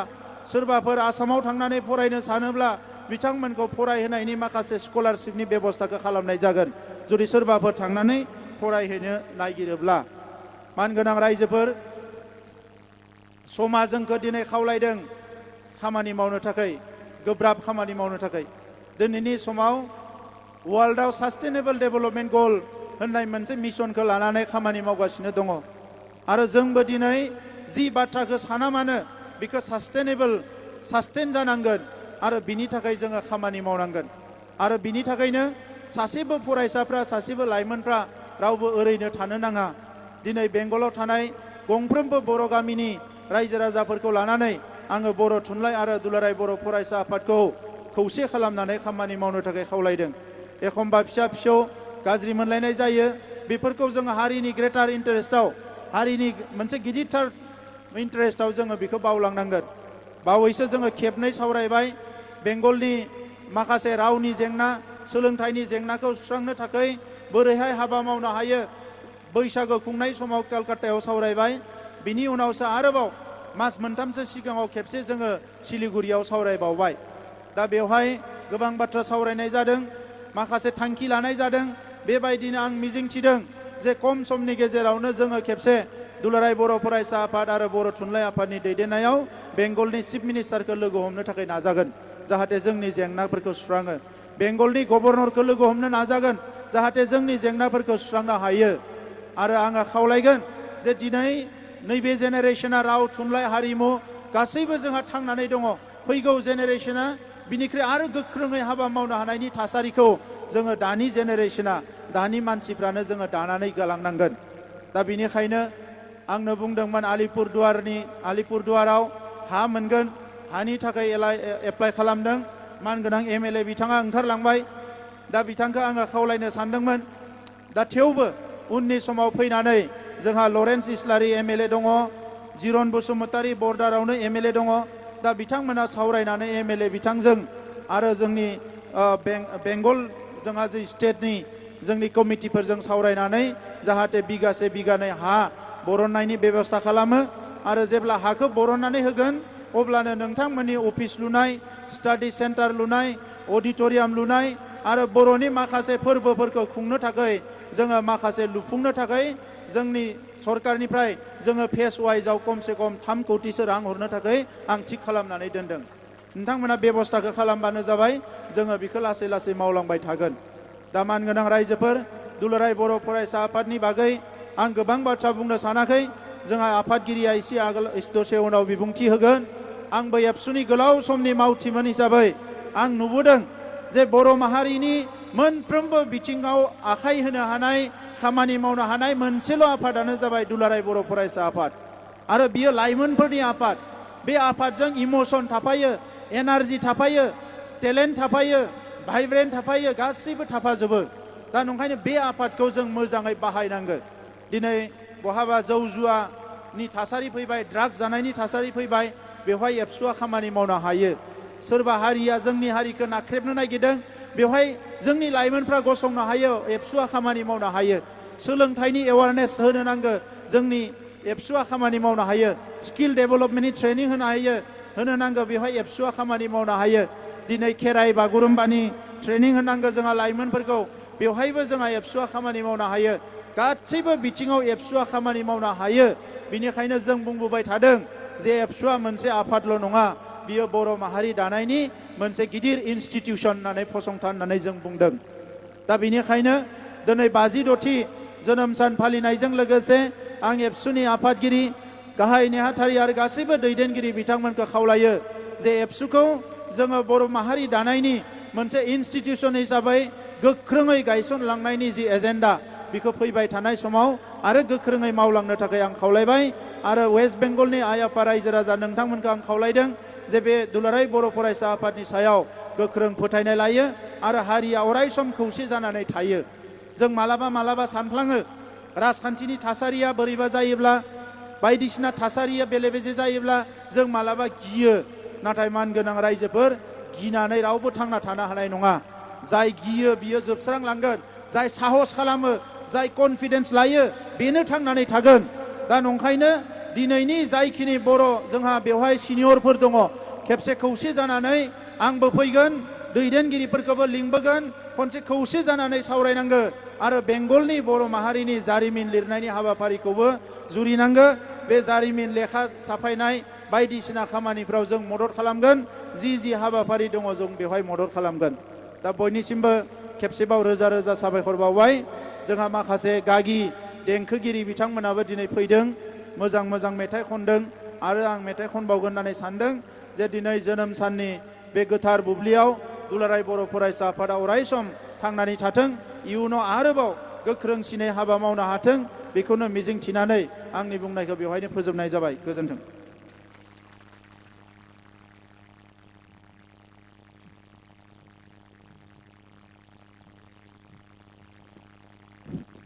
मानगोनां बिटिआरनि चिफ प्रमद बर' बिथांनिसिम रोजा रोजा साबायखर बावबाय। बयबो खेबसे बिथांखौ साबायखर बावनानै बेंगलाव गावनि आंगो बर' फिसाफोरनि गांनाय उखैनाय जेंना जेंसिनि गासै बिथिंफोरखौ बिथा खालामनानै बिथाङा सुस्रांनायनि आरो मदद होनायनि खोथा होलांबाय। बे जोंनि थाखाय बेसेबांबा मोनसे गिदिर मेसेज आरो बे मेसेजखौनो जोङो गोरबोआव लानानै आवगायलांनांगोन। दा आङो जोबनाय फारसे फैनो नागिरदों। जोंहा हारिमु हान्जा मोसानाय आरो मेथाइ खननायाबो सोलिबाय थागोन। दा बेखायनो आङो 5 मिनिटनि गेजेराव आंनि बिबुंथिखौ, आफादगिरिनि जि बिबुंथि आं बेखौ फोजोबनो नागिरदों। बिनि सिगांनो जोंहा सासे बेंगल स्टेट कमिटि एबसुनि बोसोनगिरि दङ, सुभासिस नार्जिनारि। बिथांखौ आङो सिनायथिजों लोगोसे गांसे आर'नाइ बिथांखौ गानहोनानै बरायनो थाखाय खावलायबाय। सुभासिस नार्जिनारि दङब्ला अन्नानै सिनायथि लागोन। सिबिजाथाव मानगोनां रायजो राजा नोंथांमोन आरो आलासि नोंथांमोन, जोंनि बेखेवगिरि आलासि डक्टर सुरत नार्जारि, प्रमद बर', मानगोनां आसामनि केबिनेट मन्त्रि उरखाव ब्रह्म, आं बिथांमोनखौ गोसो गोरबोनि साबायखर बावदों। बिथांमोननि बेसेन गोसा समखौ दोनथ'नानै बेंगलाव रायजो जानाय बर'फोरनि गासै बिथिंखौ नोजोर बोनानै बिथांमोना दिनै बाहागो लाफैबाय आरो बे मेहेरगोनां हाबाफारिखौ जाफुंसारनानै बर' हारिनि सिनायथिखौ बेयाव गोजोर खालामफैबाय। जोंनि बिबार बावनाय हाबाफारियाव बाहागो लानाय एबसुनि बारग' रादाब बिबुंसारगिरि निक'डिमास हाजारि आरो लोगोसेनो सुबिन सैब्य मानगोनां बिथां, लरेन्स इस्लारि मानगोनां एमएलए बिथां, बिप्लब नार्जिनारि बिथां, सिरुप बसुमता, बलेन्द्र मसाहारि, ममता बसुमता, सन्जय नार्जिनारि आरो गुबुन गुबुन आलासि बिथांमोनखौबो आङो रोजा रोजा साबायखर बावदों। हाबाफारियाव बाहागो लाफैनाय बिटिआरनि मानगोनां इएम बिथांमोन, मानगोनां एमसिएलए बिथांमोन आरो जोंहा 3 एमएलए, सिडली समस्तिनि एमएलए, गसाइगाव समस्तिनि एमएलए, क'क्राझार इस्ट समस्तिनि एमएलए बिथांमोना बाहागो लाफैदों। आं रोजा रोजा साबायखर बावबाय आरो दिनैनि बे हाबाफारिखौ नोंथांमोननि मदद आरो बाहागो लानाय गैयामोनब्ला जों मालाबाबो मोजाङै जाफुंसार होनो हानाय नङामोन आरो जोंनि जि सक्ति, जोंनि जि गोहो बेखौ जों दिन्थिनो थाखाय खाबु मोननाय नङामोन। जोङो बे बेंगल रायजोआव आरो बे बेंगलनि सानजा फारसे थानाय बे दुवार, आलिपुरदुवारनि बे बा एनजिपिनि खाथियाव बर' हारिया जे जुग जुग बोसोरनिफ्राय जारिमिन मोनासै समनिफ्राय जों जे रायजो जानानै दङ नाथाय जों रावनिबो इनाय मावा रावनिबो जों अयनाय मावाखै जोङो बेयाव सान्थिनि गेजेरजों खौसे गोरोबलायनानै बर' बेंगलि बा गुबुन गुबुन हारि जोङो थांनानै थाबोदों दा बेखायनो मानगोनां रायजो राजा नोंथांमोननि जि बाहागो लानाय बे जोंखौ गोसोआव बोलो होदों आरो सक्ति होदों आरो बे एखे बाथ्राखौनो आङो जोबनायाव मोनसेल' बाथ्रा बुंगोन जे बेंगलनि जि जोंहा दुलाराय बर' फरायसा आफादनि जि स्टेट कमिटि दङ रायजो आफाद दङ आरो बेंगल स्टेट बर' थुनलाइ आफाद दङ बे आफाद मोननैखौ फोथांनानै लाखिनांगोन आरो बे फोथांनानै लाखिनायनि नेरसोनखौ नोंथांमोना बेसेबांबा सम सिगांनिफ्रायनो मावबोगासिनो दङ जोथोन लाबोगासिनो दङ बाहागो लाबोदों मदद होबोदों मेल मिटिङाव बाहागो लाहैदों एसे एनै थाखा फैसा होनानै डनेसन खालामदों माइरं दैरं खांनानै हरदों जोंनि मावसोम हान्जा बिबानगिरिफ्रा रल लानानै हाबा मावदों आरो बेखिनि मदद गैयाब्ला आफाद मोनसे थांनानै थानाय नङा दिनै दुलाराय बर' फरायसा आफादा 56 बोसोरनि गायसननाय सान फालिदों 56 बोसोर जे जों आगान होबोबाय सासे मानसिनि बैसोआ 56 जायोब्ला 56 जायोब्ला बे मानसिया बैसोआव मेलेमाव देहाजों राफोद जायो साननो हानाय जायो आरो बे 56 बोसोराव एबसुआ जे हाबा मावबाय थारैनो बर' हारिया एबसुखौ बजबबोदों बर'नि लाइमोन सेंग्रा सिख्ला फरायसा फरायसुलिया दुलाराय बर' फरायसा आफादाव हाबा मावहैदों मानि थाखाय मावदों समाजनि हारिनि सेबा खालामनो सिबिनो थाखाय माहारिनि खैदां खैफोद गुदुं गुसु सान्दुं अखा बे थासारियाव माहारियाव फैनाय मोनफ्रोमबो सिलाइ बारुदनि गुलियानो जा बाथ्रानि बानियानो जा माहारियाव फैनाय बायदिसिना दाङाबाजियानो जा माहारिखौ नाख्रेबनो नागिरनाय सरकारनि आरो बायजोनि सुथुरानो जा बेखौ गैया खालामनानै गासैखौबो बिखायाव बजबनानै लादों गुलि जानो गोनां जादों 1135 जन मुंख्लं जाबाय बड'लेण्ड आन्दलनाव माहारिनि स्वार्थनि थाखाय राजनैतिक बड'लेण्ड आलादा रायजो दाबिनि थाखाय भुमका बायदियाव 12 जन बर' आइजोआ जिनाहारि खालामजानो गोनां जादों गायदे हेलेना बसुमतारी बिथांमोना गिबि आइजो मुंख्लं पुलिसनि गुलि जानानै दावहा नांनो गोनां जादों बेबायदि जारिमिनखौ जोङो दिनै बारबोबाय नाथाय बे जारिमिनखौ जों बावगारनो मोननाय नङा बे एखे जारिमिनानो बेंगलावबो दङ नोंथांमोना अपेनलि दावहा नाङाखै अपेनलि राजा लामायाव थाङाखै नाथाय नोंथांमोननि गोसो गोरबो मेलेम बुहुमनि बर'फोरा खौसे जानांगौ बड'फानि जि बानि Bodos of the world unite unity through struggle खौसेनि गेजेरजों सोमावसारनाय जेब्लाबो बोरै बड'लेण्डआव आसामाव रायजो जानाय बर' फिसाफोरखौ सांग्राङै गोसो गोरबोजों नोंथांमोना मदद होबोदों सिमानि थाखाय जोंनि गेजेराव गोसोनि एसे फारागथि थानो हानाय आसाम आरो बेंगल नाथाय जोंनि बाउन्डारिया खाथि जोंनि हारिमुवा एखे जोंनि रावा एखे जोंनि गाननाय जोमनाय दानाय लुनाय गासिबो एखे जेबो फारागथि गैया नाथाय बे रायजो जि मोनसे टेरिटरियेल जि बेंनाय बे बेंनायासो जोंनि जौगानाय जोंनि प्रसासनखौ आलादा आलादा खालामना दोननायनि थाखाय दिनै जों मालाबा बे बेंगलनि बे आसामनि बर'फोर बेबायदि जोंहा साननाय थायो नाथाय जों जेखि जायगायाव रायजो जाया मानो जों बर' हिसाबै थांना थागोन बर' हिसाबै जोङो थैगोन बर' हिसाबै जोङो हाबा मावलांनायनि थाखाय जोङो थांखि आजावगोन आरो बे समायखिराखौ दिनै बे बेंगलनि बे गोथार हानिफ्राय बे आलिपुरदुवारनि बे करदांगानि गोथार बे हानिफ्राय जों जेब्लाबो समायखिरा लायो बर'आ खौसे थांना थागोन खौसे जुजिलांगोन नोंथांमोननि जिउआव नोंथांमोननि संसार जानायाव बेंगलाव रायजो जानाय बर' फिसाफोरनि जायखिजाया जेंना जेंसियाव दुलाराय बर' फरायसा आफाद मिरु आफाद बड'लेण्ड सरकार आसामाव थानाय एमएलए मन्त्रियानो जा एमपियानो जा गासैबो जोङो खौसेयै जुजिलांगोन खौसेयै हाबा मावगोन आरो नोंथांमोननि जिउआव फैनाय जायखिजाया जेंना जेंसि मोगा मोगिखौ जोङो जुजिनानै जों जेब्लाबो खौसे थांना थानो थाखाय हाबा मावलांगोन आं बेखिनि बाथ्राखौनो बुंनानै बयनिसिमबो फिन खेबसेबाव साबायखर बावबाय आरो फैबाय थानाय समाव नोंथांमोननि जायगायाव फरायसालिखौ मोजाङै साबना हामना खालामनांगौ सरकारजों सावरायनांगौ बेंगल सरकार ममता दिदिजों सावरायनांगौ बर' मिडियाम राष्ट्रीय शिक्षा नीतिनि आधाराव निउ एजुकेशन पलिसिनि आधाराव प्राइमारि लेभेलाव क्लास 5 सिम बर' मिडियाम गायसननांगौ बर'नि साबजेक्ट थिसननांगौ बिनि थाखाय जिखिनि हाबा मावलांनांगौ आरो बेयाव माखासे सेन्टार माखासे सोलोंथाइनि जि मोनसे थावनि सरकारा बिटिआरनि मानगोनां चिफ बिथाङा फोसावबाय आसामनि केबिनेट मन्त्रि बिथाङा मदद होनायनि बाथ्रा बुंदों बे गासैखौबो मोगथाङाव जाफुंसार होनांगौब्ला दुलाराय बर' फरायसा आफाद बर' थुनलाइ आफाद जों खौसे हाबा मावगोन रायजो राजानि मदद मोनगोन बेखौनो आङो अराय मिजिं थिनानै गोसोआव मोनसे आत्मबिश्वास लानानै बयखौबो फिन खेबसेबाव आं साबायखर बावनानै आंनि आफादगिरिनि मासिनिफ्राय जि फंनैसो बाथ्राखौ बुंनाय बे बुंनाय बाथ्राखौ आं बेयावनो फोजोबबाय आरो साफ्रोमनिसिमबो खर' गंग्लायै आं खुलुमनाय जासिहरनानै बे गायसननाय साननि गाहाम हामलायनायखौ बुहुमाव थानाय बर'फोरजों लोगोसे बड'लेण्डआव थानाय आसामाव थानाय बेंगलाव थानाय गासै बर' फिसाफोरनो गोसो गोरबोनि हामलायनायखौ फिन खेबसेबाव बावनानै आंनि बुंनायखौ बेयावनो फोजोबबाय गोजोन्थों जय बर' हारिनि जय बर' हारिनि एबसु लं लिभ एबसु लं लिभ एबसु लं लिभ बेंगलनि बर'फोर खौसे जा बेंगलनि बर'फोर खौसे जा जय बर' हारिनि थेंक इउ बे समाव जोंहा मोसानाय हाबाफारि दङ रंजालि बड' ख्रिस्टि आफाद सेकामारिनि बिथांमोनखौ लिंनानै लाबोदों आरो लोगो लोगो क'क्राझारनि जोंहा जे दहाय मोसादोंमोन